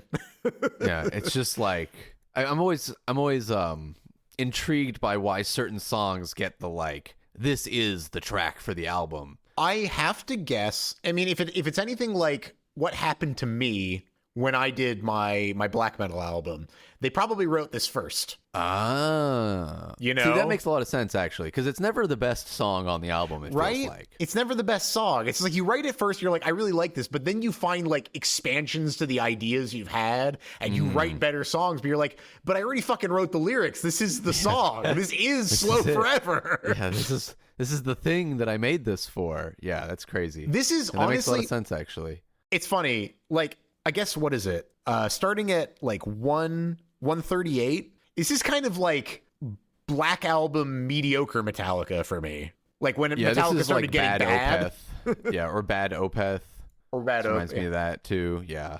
It's like, and people are gonna roast me for saying Black Album is the bad Metallica album, but fuck you, it is. All right, Black Album sucks compared to their first 4 albums. Fucking fight me in the comments. Well, and I would love to. Just imagine, aren't there like a way more worse Metallica albums now. Oh yeah, there's very bad Like Black Metallica. Album is like now in the middle almost. It is. It's disgusting. Wow, God. But I feel like Slow Forever though does have a lot of like mid-90s thrash to it. Yes. Yeah, I mean, I can see how it serves as like an inspiration for the rest of the style of the album. Yeah, I feel like they did it much better on Cold Breaker and Hunt the Buffalo, but like it's still good. I do like the riff at like 6:15 as well a lot. Oh yeah, very thrash metal-y, like where it gets insane, like early thrash metal where it's just like craziness. Oh, also we forgot to we forgot to look at it, but where is it? Like very end of Cold Breaker is Breath. Like if you look at like 6:15 on Cold Breaker, it's just a distorted version of Breath. Oh. Yeah. Sorry, I didn't want to pass over that before because I forgot No, to that's actually. cool. No, that is cool. Yeah. And then Siege is fucking weird. Yeah, I love Siege. I love Siege too, wish... but it's so out of it feels like a bonus track. Oh, for sure. No, it definitely sounds like a bonus track, including the singing being completely different. Yeah, I haven't gone back and listened to Cobalt's older. Like Jin is the other album that I really like by Cobalt, and I'm trying to. I should check and see. I guess I could check right now if like Siege is like similar in musical style to like that. I wonder if that's the case. Let me actually listen to Jin really quick. No, not at all. Okay, incorrect. Continue going. Yeah, this is like, it's almost like a different style of black metal. Like there's because there is a style of black metal that is very much like this, is like kind of just like, it feels like just like suffering, basically like. Yeah, I love it. Yeah, this is an amazing. This is what made me realize the rest of the album was punk. Right. It was like I was like, oh, this is kind of like the pure form. Yeah, so good. Yeah, I mean, honestly, like, I feel like once the other guy left, like, the dude that kept going with Cobalt, like, really got to, like, spread his wings on this album and just do whatever the fuck he wanted. And thank God for that, because this is their best album. Like, it's so fucking good.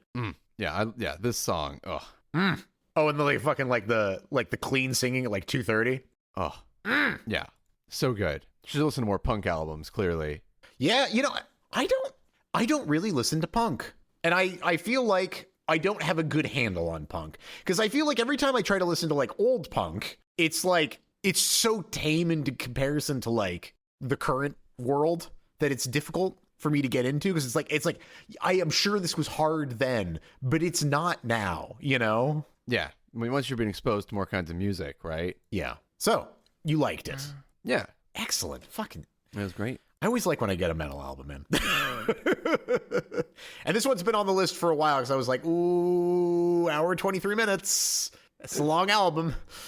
Yes, it is. That's all. But it was good. I'll throw you a 37-minute album to make up for it. Oh, shit. Okay. And now, possibly the loudest album of all time. Great data. Okay, what did you think about this?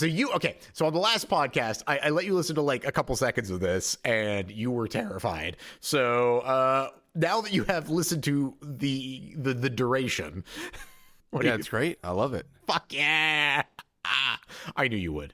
I had a feeling. Yeah, it's right up my alley. I had a feeling. Yeah. It's so loud. I have it turned all the way down, and it's still so loud. I was gonna say some of the songs are positively restrained. Yeah, I mean, compared to Parallel Deserts, which is just...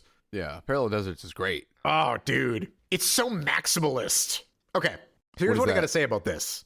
You remember way back, like, probably first mixtape, you had that one... that one song, it was like the Guts mix of Somebody Used to Know. Yeah. And it just gets, like, obscenely distorted towards the end. Yes. This is like, and I've said this before, but like this for real is the version of that doing that competently. Yeah, this is, I mean, this really, I was about to say, this does whatever that, like, bass effect is that, like, drowns it out or whatever. I don't know. You've told me what that is before, but I don't remember what the word for it is. You're talking about side chaining? Yes, I think that's it. Yeah. I don't even know, man. Like, I think that, like, I don't know what he's doing in this because, like, here's what I'll say is that I am shocked by how clear this is, despite the absolute fucking, like, Cheesecake Factory style heaping of sound. Yes. Yeah. It's a wall of sound. It's like a fucking bulldozer that's got a wall straight. It's like the killdozer of sound. Like, it's ridiculous. You have all these like frequencies. You might as well use all of them.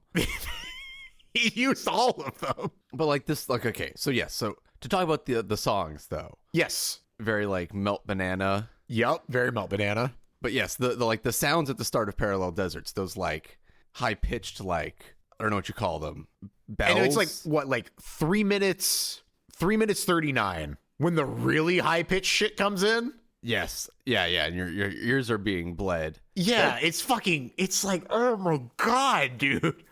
But yeah, like the at the beginning, it's just like, oh, dude. But like, it's you. I think you are spot on with use the entire frequency spectrum, because that's what this album is. It's just have all of the possible frequencies at once. Oh my God. Yeah, no, I just like, I cannot believe, like, he must have done some fuckery, like with the EQs or something, to get this to work, because like, by all accounts, this should be impossible, what I'm listening to right now. Like, the fact that I can like discern elements of this with how fucking obnoxious this is it's nothing short of sorcery as far as I'm concerned. Yeah, I mean, the production is insane. It's so good. Oh God.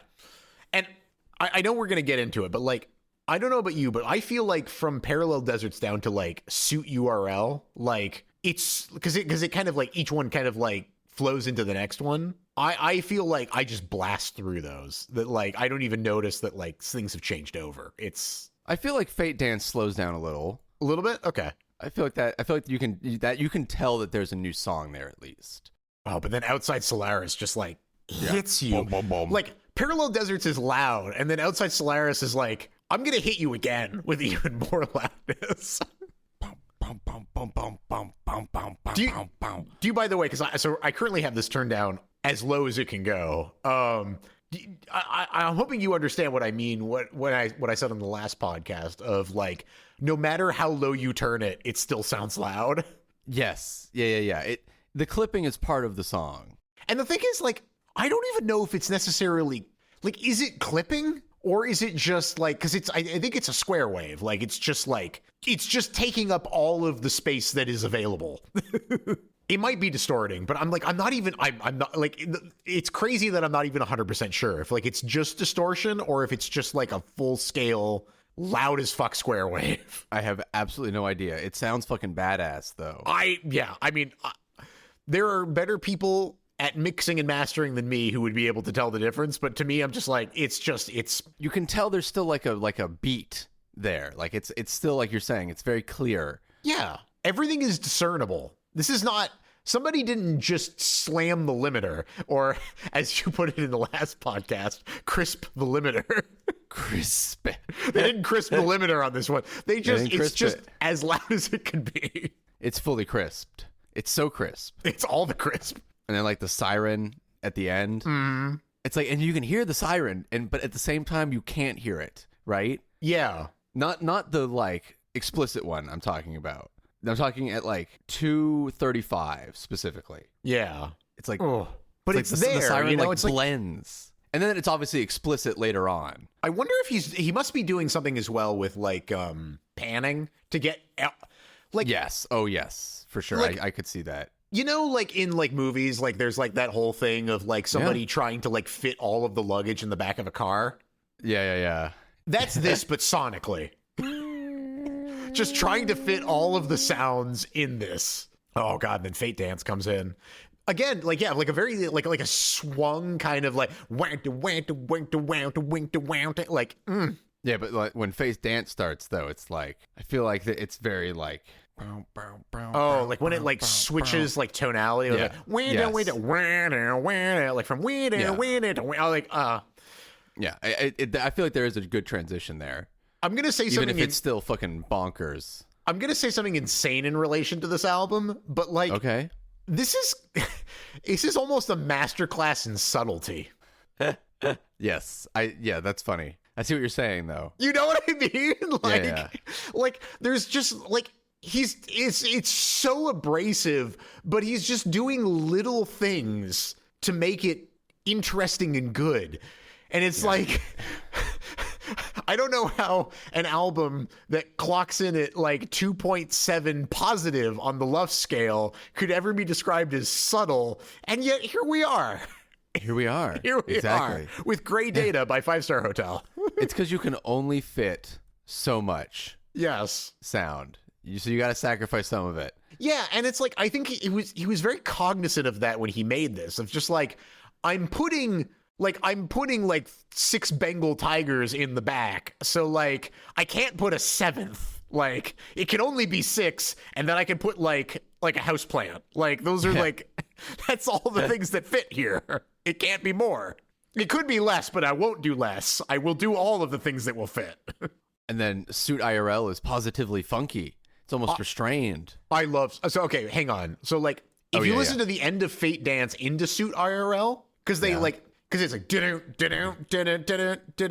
and then it so it switches, like it's the same beat but switched. Oh yeah, you're right. Oh my god, yeah. And I love, like, that is one of my favorite transitions on this album. It's so, again, it's subtle, but it's so good. Like, okay, because like Filmmaker, right? Like Filmmaker does a lot of really like subtle things in his stuff. And I feel like this is very much in the same vein. Ooh, but yeah, Filmmaker. Yeah, it's a good, yeah. But this is more like in your face than film. Like this is like maximalist Filmmaker. Yes.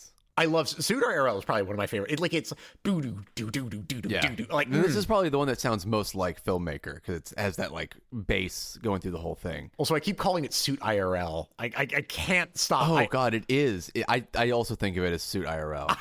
Right? It's Suit URL, not Suit IRL. URL. Yeah, I love that. And then I absolutely love Courthouse. Yeah, again, starts out super fucking abrasive. I love it. It's like, again, this is also a very Filmmaker-y track to me. Like, I feel like that, like it's something Filmmaker would do. Oh, but oh my god, the moment at like what around like 110. Oh, I feel sorry for my headphones. It's like it's excessively loud, and yet like you were saying, it's so subtle. It's like, what is the beat here? It's like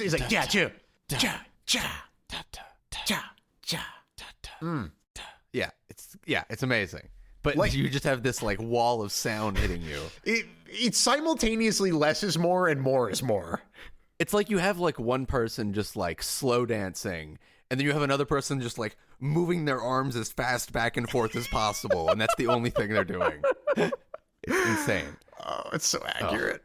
But yeah, I mean, Oh my god, this whole song. Okay, Courthouse, by the way, definitely distorted. Like if I was in question if some of the earlier tracks are distorted, Courthouse definitely has some very clear distort. But again, like I wonder he must record a clear version first and then fuck it up. I don't doubt that. And like as I've matured more in music production, I've learned better what to do with distortion, because it's like from like a metal perspective, it's like you turn the knob up, right? And you play your guitar through it, and that's what you do. Like, and that's no question there, like easy, but like from a synth and stuff perspective, it's like, what do I do with distortion? Like, I don't, like, if I'm picking a sound, I'm picking a sound because I want it to be the sound that it is, not distorted, but like something like this really, like, it tells me what I need to do with distortion, like, and how I need to use it to like make my productions better. Turn it up to the max. Because like, I mean, like in that song that I had made earlier, like I had that one, like I was saying, they had that one sound I worked really hard on. Like I ended up using like a saturator plugin to like really like push the crispiness of it. And like, it's something I never would have thought about like prior, but like now I've kind of like realized, okay, distortion adds color, and this entire album is like using loudness to add color to something, Well, you can also use it like to create, it's like basically from 3 minutes, 10 seconds on this song till the end, basically.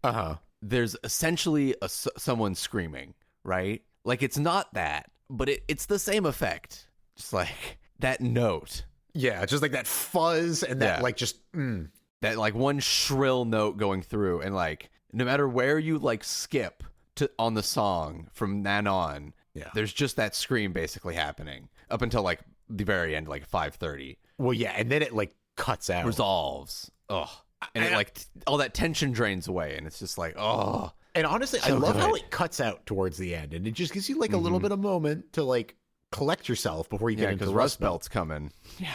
And then Rust Belt's so like delicate. It's just like, oh. Well, I mean, at the beginning, yeah. It gives you a little more time. Rust Belt reminds me at the beginning very much of like a 65 Days of Static song. Oh yes.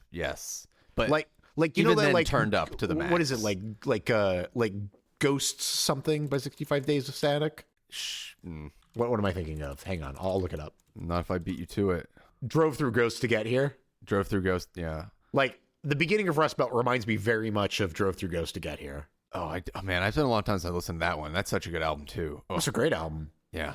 When we do another blast from the past, we'll have to listen to 65 Days of Static. Yeah, just remember to put that in there. Yeah. Rust Belt is honestly like. They're clearly going for the factory feel, right? Well, yeah, and what you were talking about with like they have to have done a clean mix. Like I feel like Rust Belt is the clean mix. Yeah. You know, it's like it's before all of the like. I mean, although I get to 113 and it's like. Yeah, exactly. Yeah, like it goes. But it's like, it's insane because it's like, again, I'm listening to this on the lowest possible volume and like, it's not actually that loud, but like the fact that it's like crunching and squelching and distorting so much makes me feel like it's ridiculously loud. Oh, and the little arpeggio. Yes. Yeah. And again, so subtle, minimal. Yeah. Like pick 5 elements and base your entire song around it. Because it's like, and this is no shade, but it's like something like Jay Dyer's, right? There's like 40 or 50 elements that are happening, and it's insane, and it's convoluted, and it's incredible. But this is also incredible with like 5 elements and just bringing them in and using them in very specific and subtle ways and like modulating them in a way that like it brings complexity from very little, Like if Jay Dyer's is like, is like a curry, then like Rust Belt is like sushi, Like there's like a couple things that are coming together to make a complex dish versus like 40 things that are coming together to make a complex dish. Yes. He's doing a lot with very little. Yes. And it's impressive. I'm so glad I was partially worried. I was partially not worried. Cause like on the one hand, I was like, this is obnoxious, but on the second hand, I'm like, but it's also brilliant. No, this is the kind of stuff I love for sure. Yeah. Hell yeah. Hell yeah. Even the silliness and failsafe coming up next. Oh, let me listen to that. You must know what I'm talking about, surely. I don't remember, but that's because I'm bad at taking notes. Yeah. It's around like 1:30 when it starts, and boy, does he really like that sound effect. Oh, yeah, just like. I love that though. It works, but it's so silly. Like the more I hear it, the more funny it is. Oh, I fucking love this. Just so much sound, man. Yes, just all Have you watched the way Community? through. And he finally cuts out like 4:30 ish. Yeah, have you seen Community though? Yes. Pop pop. Pop pop. Oh, and then full circle. Oh, yeah, it comes full circle. This is a pretty intense one too. Oh, it's very loud. Yeah, it's really loud. It's almost like the parts where there's like breaks are louder than just the straight. It's like your ears are getting like air blasted by the pressure. Oh, okay, wait, what is it? 425? Oh my god, yeah. No, 433. Yeah, 433. He adds an additional noise layer on top of it's like, how could he possibly do that? Yeah, it's like you're like, this is the loudest shit I've ever listened to in my entire life. He's just like a little bit more. It's like Hold my beer. I'm going in for more loud. Yeah, I'm going in for more loud. God, it's so fucking good, man. Oh, Jesus Christ. Oh yeah, God, then it just like washes out into fucking noise. Yeah, like white noise almost. But the thing is, though, it's like, yeah, white noise, but like he's filtered the white noise so it's not too harsh. No, yeah, it never becomes pure white noise. Yeah. Oh, Like, this is probably closer to like, oh, okay, I'm gonna get this wrong, but I feel like this is pink noise. So there's red noise, brown noise, pink noise, and white noise. Oh, and I guess there's blue noise as well, but like I don't fucking know. I think this feels closer to pink noise because I feel like pink noise is like one of the less harsh ones. And I'll probably get that wrong. Somebody will know in the future. They'll be like, "No, Jason, this was clearly brown noise, you idiot. I can't believe that you would ever make that mistake. You should kill yourself." But like, I feel like this is closer to pink noise. That's what I feel like. Oh, dude. yeah, I mean, what an album. And then the very, very end, like 5-star. 5-star. Only I could give that. Like the fucking almost like connecting to the internet in the 90s, dial up. 5-star. Oh, dude, I'm glad you like this. I feel Yes. I mean, you like Melt Banana, so I felt like this was safe. Yeah. But yeah, this was never going to be a risk.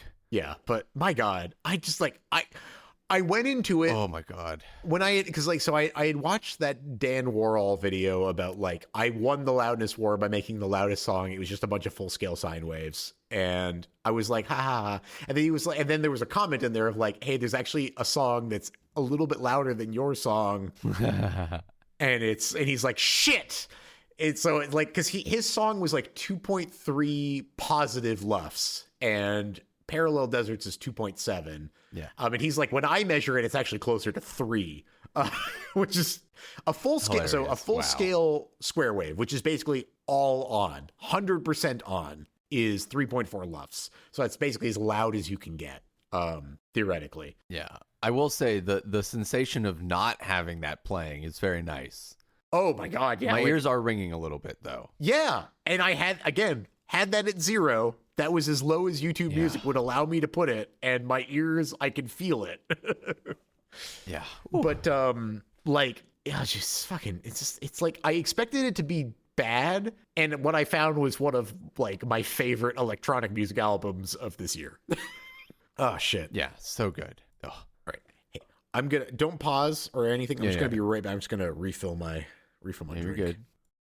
Hidden secret message for future Jason. I don't know. What's up, man? How's it going? There was just Welcome like the back. tiniest bit left, so I was just like, I may as well just drink it. All right. So shall we jump into your mixtape?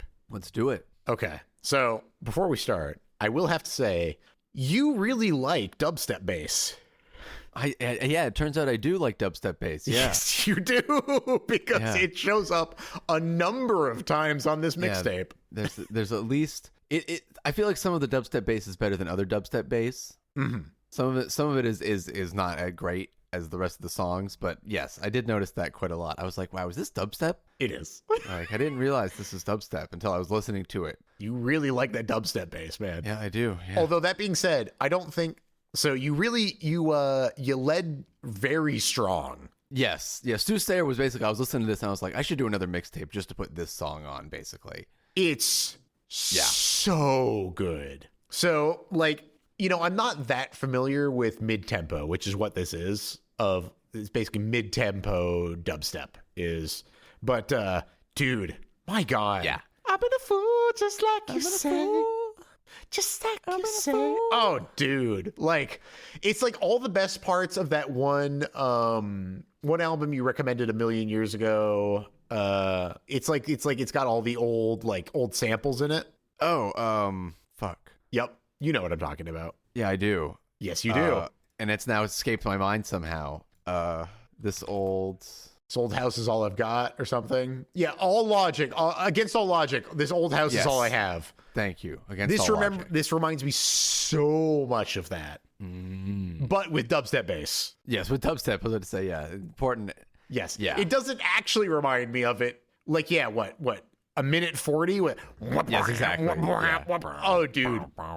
This is, by the way, one of the best dubstep basses I've ever heard. It's so, like, I don't know, like, exactly what they're doing, but I wish that I knew so that I could put it in every song ever.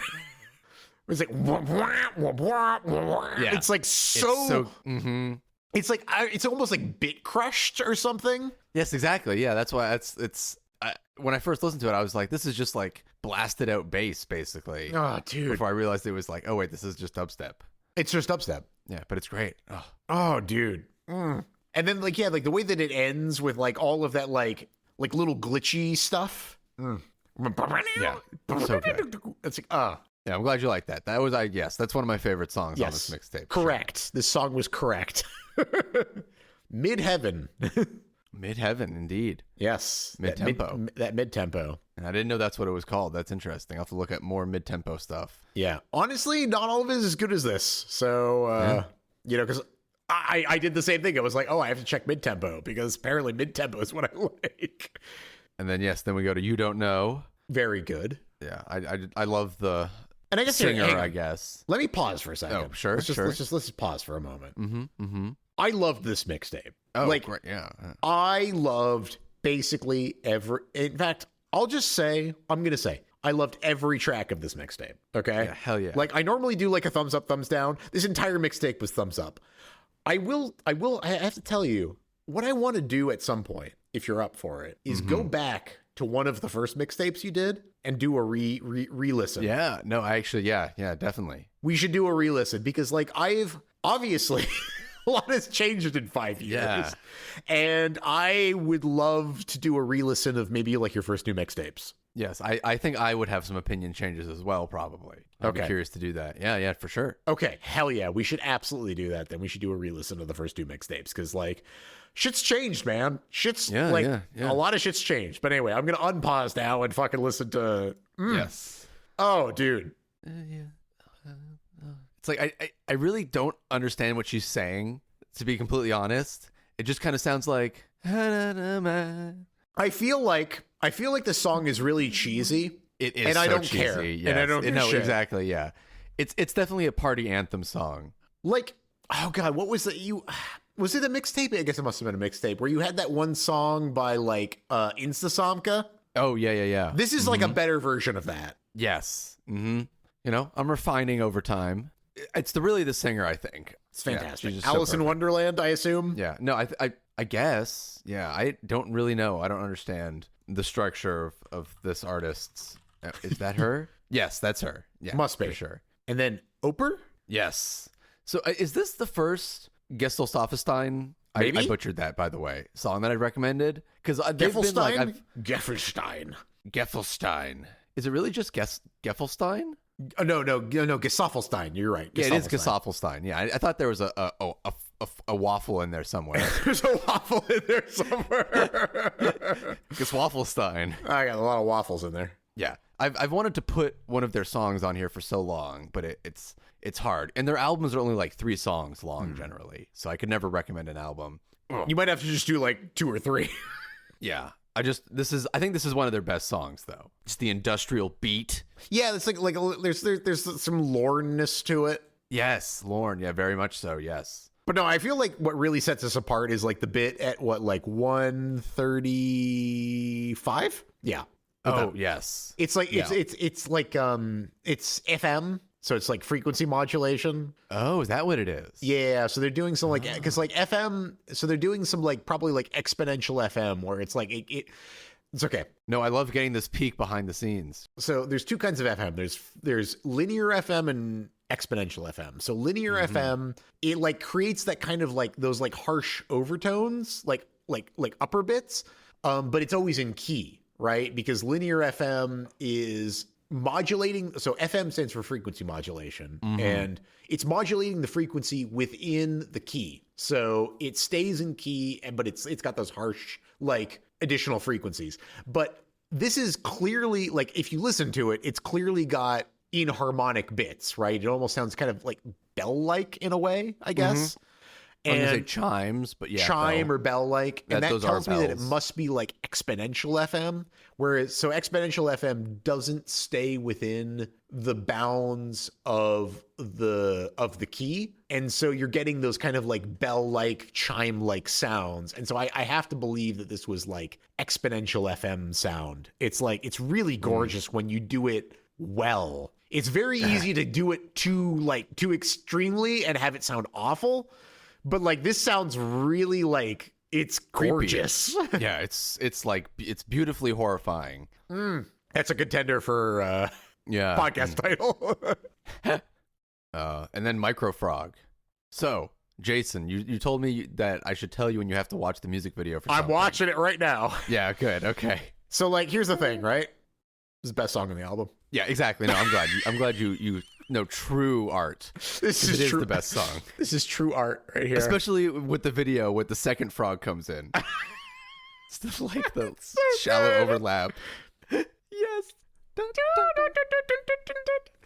This is the most earthboundy shit ever. Yes, exactly. Yes, it is. Yeah, I love it. It's so good. There's so many frogs. Yeah, there's so many frogs. So fucking beautiful. okay. So fucking good. Oh my god. Yeah. Okay. Great. Okay. So somebody grabbed the wheel by Whitey. Yeah. So you have been trying. You have a manifesto with regards to what is it? What's the name of the genre? Rockabilly. Oh, yes. That's yes. this. Yes. That's this. Yes. Yeah, it's so good. Yeah. Yeah. The beat and the way this guy sings, it just does it for me. I will say this is probably my least favorite song on the album. So it's funny. I keep a list of liked songs, right? It's like thousands of songs long at this point. Yep. And so like generally every song on my playlist will be a liked song. Yep. This is the only one that's not. Out of all of the songs on this list, this is the only one that's not also liked because it is kind of gimmicky. It's very gimmicky. It's not that I don't fall like out of love with this song a lot. on a playlist that is all bangers. This is low to mid banger at best. Yeah. I just love the sound it's doing. I would love to find a more competent song that does this sound. I don't know if it's okay. It might not be my it might be my lowest. It's that or a one we'll come to later. But yeah, there's some weaker songs in the later half of the album for sure. I don't know. I mean, you say that, but actually, I think the latter half of the album really kicks off. Okay, maybe the middle-ish part. Okay, so then we have a trap song. Yes, you don't need to watch the video for this one, but it is fun. Okay, fuck about it. There's fun. Yeah. I mean, like, it feels kind of cheesy, but I also like it. Yeah, it's very one note, but it's only 2 minutes, so I feel like it never overstays its welcome. Yes, which is useful for a 2-minute song. Yeah, I just don't give a fuck about it. Yeah, I just don't give a fuck about this. Fuck about it. I like it. I honestly like for 2 minutes. I'll take trap. I'm down with that. And then voice sur ton chemin. Yes, I feel like I think I put. There's this song and I think another one. I think it's either Lovely Bastards or Mercy, potentially. Okay. That's very similar to this one, but better or worse, depending on your opinion.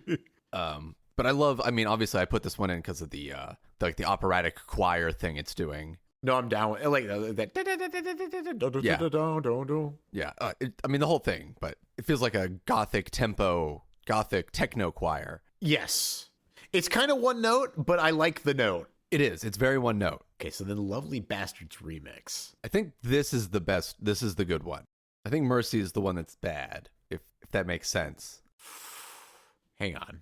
Is it? No. Lovely Bastards. No. Mercy is the one that's... Oh, God, no. I love the beginning of Lovely Bastards is so good. It almost reminds me a little bit of Graham Cartna. Yes. Yeah. It's like sampling that like old stuff. Well, you don't like when it like blasts the bass out of the floor? No, it's so good. Yeah. Like, Lovely Bastards is fantastic. Yeah. And then a minute when it like gets that beat. Oh, yeah. The fucking like, the side-chained ass, like, oh, so good. Lovely Bastards, so good. Love it. And then, so then Mercy. So, okay, this reminds me so much of a Britney Spears song. Which one? Like Toxic? Yep. Yeah. Toxic. Yep. Yeah, I love me some Britney Spears. This reminds me of Toxic so much. Yes. Oh my God. That is 100% what it is. It's Toxic. Like, the vocals. Yeah, it's Toxic. Wow. Yeah, right? I should have just put Toxic on here. I have Toxic in my list of songs, actually. Oh, you got to throw Toxic on here. That's like, I mean, this is, but like, honestly, because the thing is, though, is this brings in the, your dubstep bass. Yes. So it's like Toxic with a dubstep bass. So it's like the best of both worlds. I feel like this one goes too far with the dubstep, though. for mercy. Yeah, you can scream for mercy. It's like like, it's what is so Britney Spears. Yeah, I love it. It's so good. Oh, it's so good. Oh God, I vibe to this so hard, Yes. dude. Except for 320. That's the one that I think goes a little too far. Does it go too far? I'm still at a minute. Okay. Oh yeah. No, like the first, there's like a 30-second chunk that I feel like the dubstep like overtakes, but everything else is like perfect. Okay, hang on. I'll get to 320. Yeah. Oh, dude, I love this so much though. Like it's like it's so overdone. It but is. like, Yeah. It's very overdone. I don't care.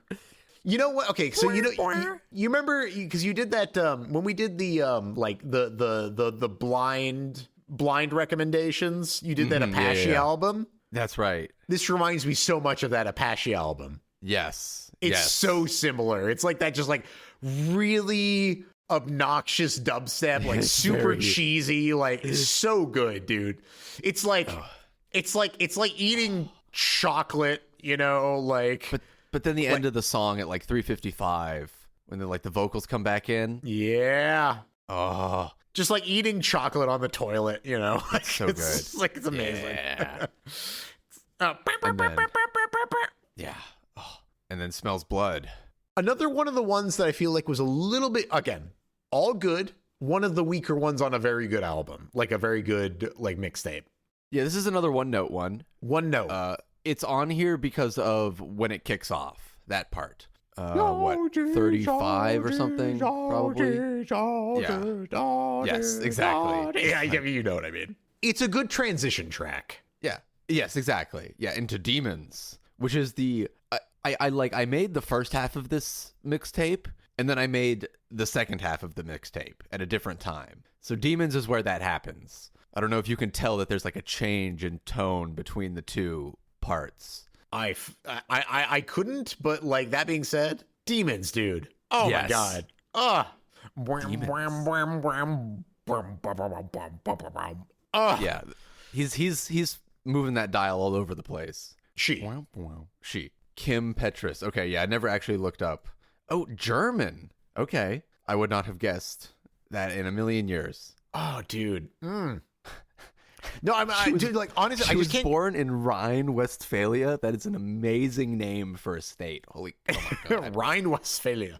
I can't get over the beginning of it. I love the samples at the beginning. Yes. Demons. They never existed in physical form. They only existed in spirit form. Demons. Yeah. So good. Oh, it's true. Evil. Demons. Oh, dude. Like, and again, it's like, I feel like there's, so this I feel like is more like linear FM. And maybe like there's a little bit of pitch bending in here too. But like, really? Yeah. Because like the. Yes.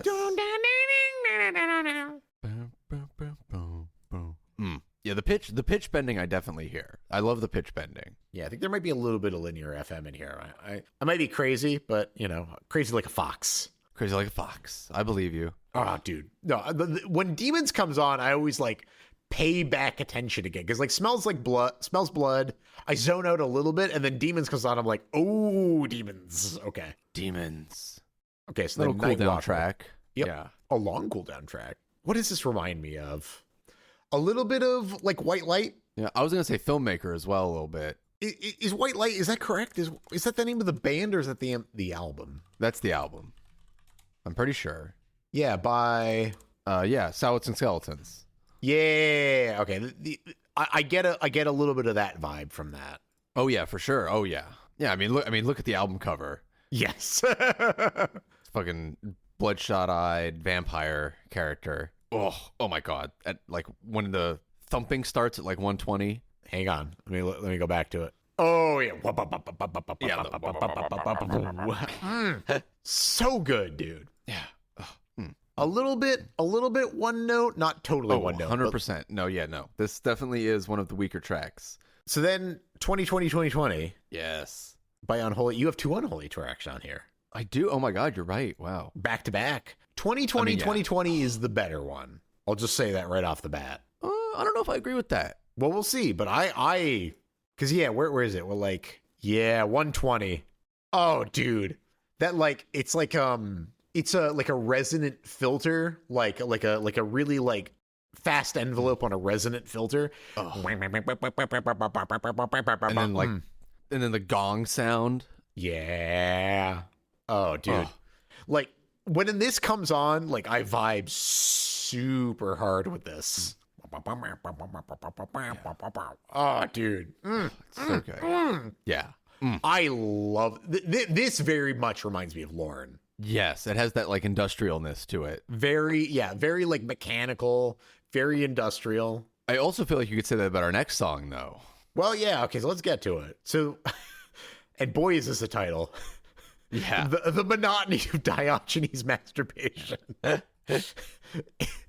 I feel like this is partially clearly you like it, but like I feel like this has to be on here partially for the title. Maybe at some point, yes. I probably put it on my list for that reason, but it's also just a great song. It's a happy coincidence. It is very industrial and it's very Lauren in that way. Like I can imagine like some very like crunchy, steamy anime like robots in the background for this. I guess ultimately I'm a sucker for like whatever the vocal sample here is or whatever the heck. Yeah, like the thing that starts at 50 seconds. Yeah. Wow. Yeah, see, like I like 2020 better than this. Yeah, it's like it's tricky because it's like so They're for you, really good. For you, it must be like, oh, this comes on and it like is just like, ooh, it's so good. Whereas for me, like this comes after 2020, and I'm like, oh, I liked what 2020 was doing better than what this is doing. You also have to remember that like because these have been in my liked music playlist for a while. Yeah, it's like I might have had a switched opinion on that at some point. And thus listened to 2020 too many times, 100 more times than I have the other song. And I love 2020, but it's like I've heard 2020 a lot because it's so good. I will say at 138, the like really intense like open hi-hat sound like yes, I do like that a lot. Yeah, and I'm very down with that. Yeah, no, and 2020 is a great song as well. It's a hard choice. I didn't realize they were both unholy songs, to be honest. I figured you didn't. Yeah. I assumed you would not have done that intentionally. And so it's hilarious that worked out that way. Yeah. They're just so different in my mind. Oh, God. And then humility drives meaningful interactions. When this comes on, like, again, because I like 2020 so much. Like, when this comes on, this is another one that, like, re-peaks my attention. Yes. No, I love this song. It's so good. This is very like, so like I have a plugin that like forces frequencies into a like a specific key, and it has a very specific sound. Like on that song, what the second song, the one that we have the vocals on, Rewind Time, I use that plugin because it has that very specific sound of like because like the chord arp that I was using or whatever, like the chord thing that I was using wasn't in the right key. And so I used that plugin to force it into the right key. And it has a very like specific character to it that sounds like this. There's a whole genre of music called color bass, which you should look into because I think you'd like it, where it does that, where it basically takes like inharmonic bass sounds and gives them a harmonic sound by using some type of a plugin or something that like forces all of the inharmonic frequencies into harmonic frequencies. I'm sorry, just like the first result for color bass music is color bass as a genre basically always includes the use of colored basses, which I know you just explained, but that sentence is hilarious. Yes, it is. Color bass uses colored bass. Just like, yes, we have red basses and blue basses and green basses and purple basses. Thank you so much. Like, I don't understand what's going on at all. Like music has this music discussion has moved so far beyond me. But I love it. No, this is great. It's a great session. I'm definitely going to listen to some. Yeah, you should definitely listen. I feel like you would like color bass a lot. No, I'm just going to pull up this hour-long color bass mix and listen to it afterward. There you go. But no, this is great. I fucking love this. Yeah, it's a nice chill track. And then Retrace. Yeah. Nice little glitch. I didn't realize that this was the same band as in your other album when you had, what was it, Just a Cloud? Yeah, Just a Cloud, yep. Dude. Yeah. Lucene. The best. Yeah, so they good. Know their stuff. Oh, dude, like so crispy in the, so crispy. Yeah, it's amazing. Just bangers. Just the whole album of bangers. This is so fucking good, dude. I was actually listening, like I listened to like a lot of that Lucene album, the one that has Just a Cloud on it, because it's like so fucking dude. Like I'm not being articulate right now, and I don't. No, I know, care. I know. It's just so like it's so good.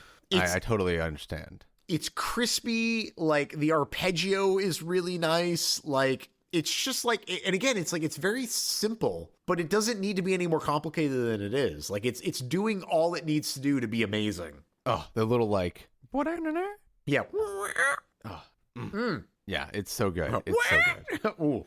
You know, he's And just where got is like it? one Where of like, those. hang on. There's another place where like I'll get to it. Nah, it's just all the way there. Yeah, he just keeps doing it.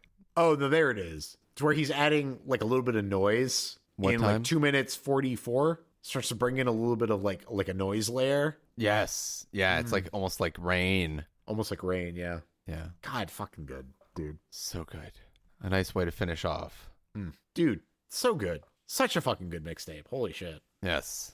Well, I had time to really gather up a good amount of songs this time. Agreed. Yes, Yeah. you fucking you nailed it. I mean, like, well, okay. I say you nailed it, and again, I do feel like maybe for the next podcast we go back and listen to like the first 2 mixtapes you did, Yeah, definitely. No, I'd be down for that. because like I say that this is all bangers, but like back then I wouldn't have known that they were all bangers. Sure. Yes. But Yeah. now maybe I changed my mind. Yeah. Now we can see. We can find out. I do. I really want to revisit those with all of the music production information that I have in my brain now.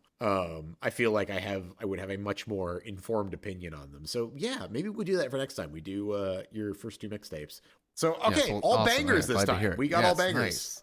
Heck yeah. I love it. I even got a metal album in, which Yeah, and it was great. it doesn't always happen. It's a rare occurrence when I get a metal album in. Fuck yeah, man. This was excellent. Oh, Yes, dude. it was. Oh, All right. we're coming in right on the wire. Yes. We're so good at this. We've got it down to a science. I don't think it's a very good science. It's like a soft science. It's like Yeah. it's like not even quite sociology. It's like whatever step below sociology is. You know, sorry for all the sociology majors that I've just attacked, but you know, what are you gonna do? Fight me. Fight me in the comments. It promotes the engagement. Yes. All right. See ya. Yeah. See you later.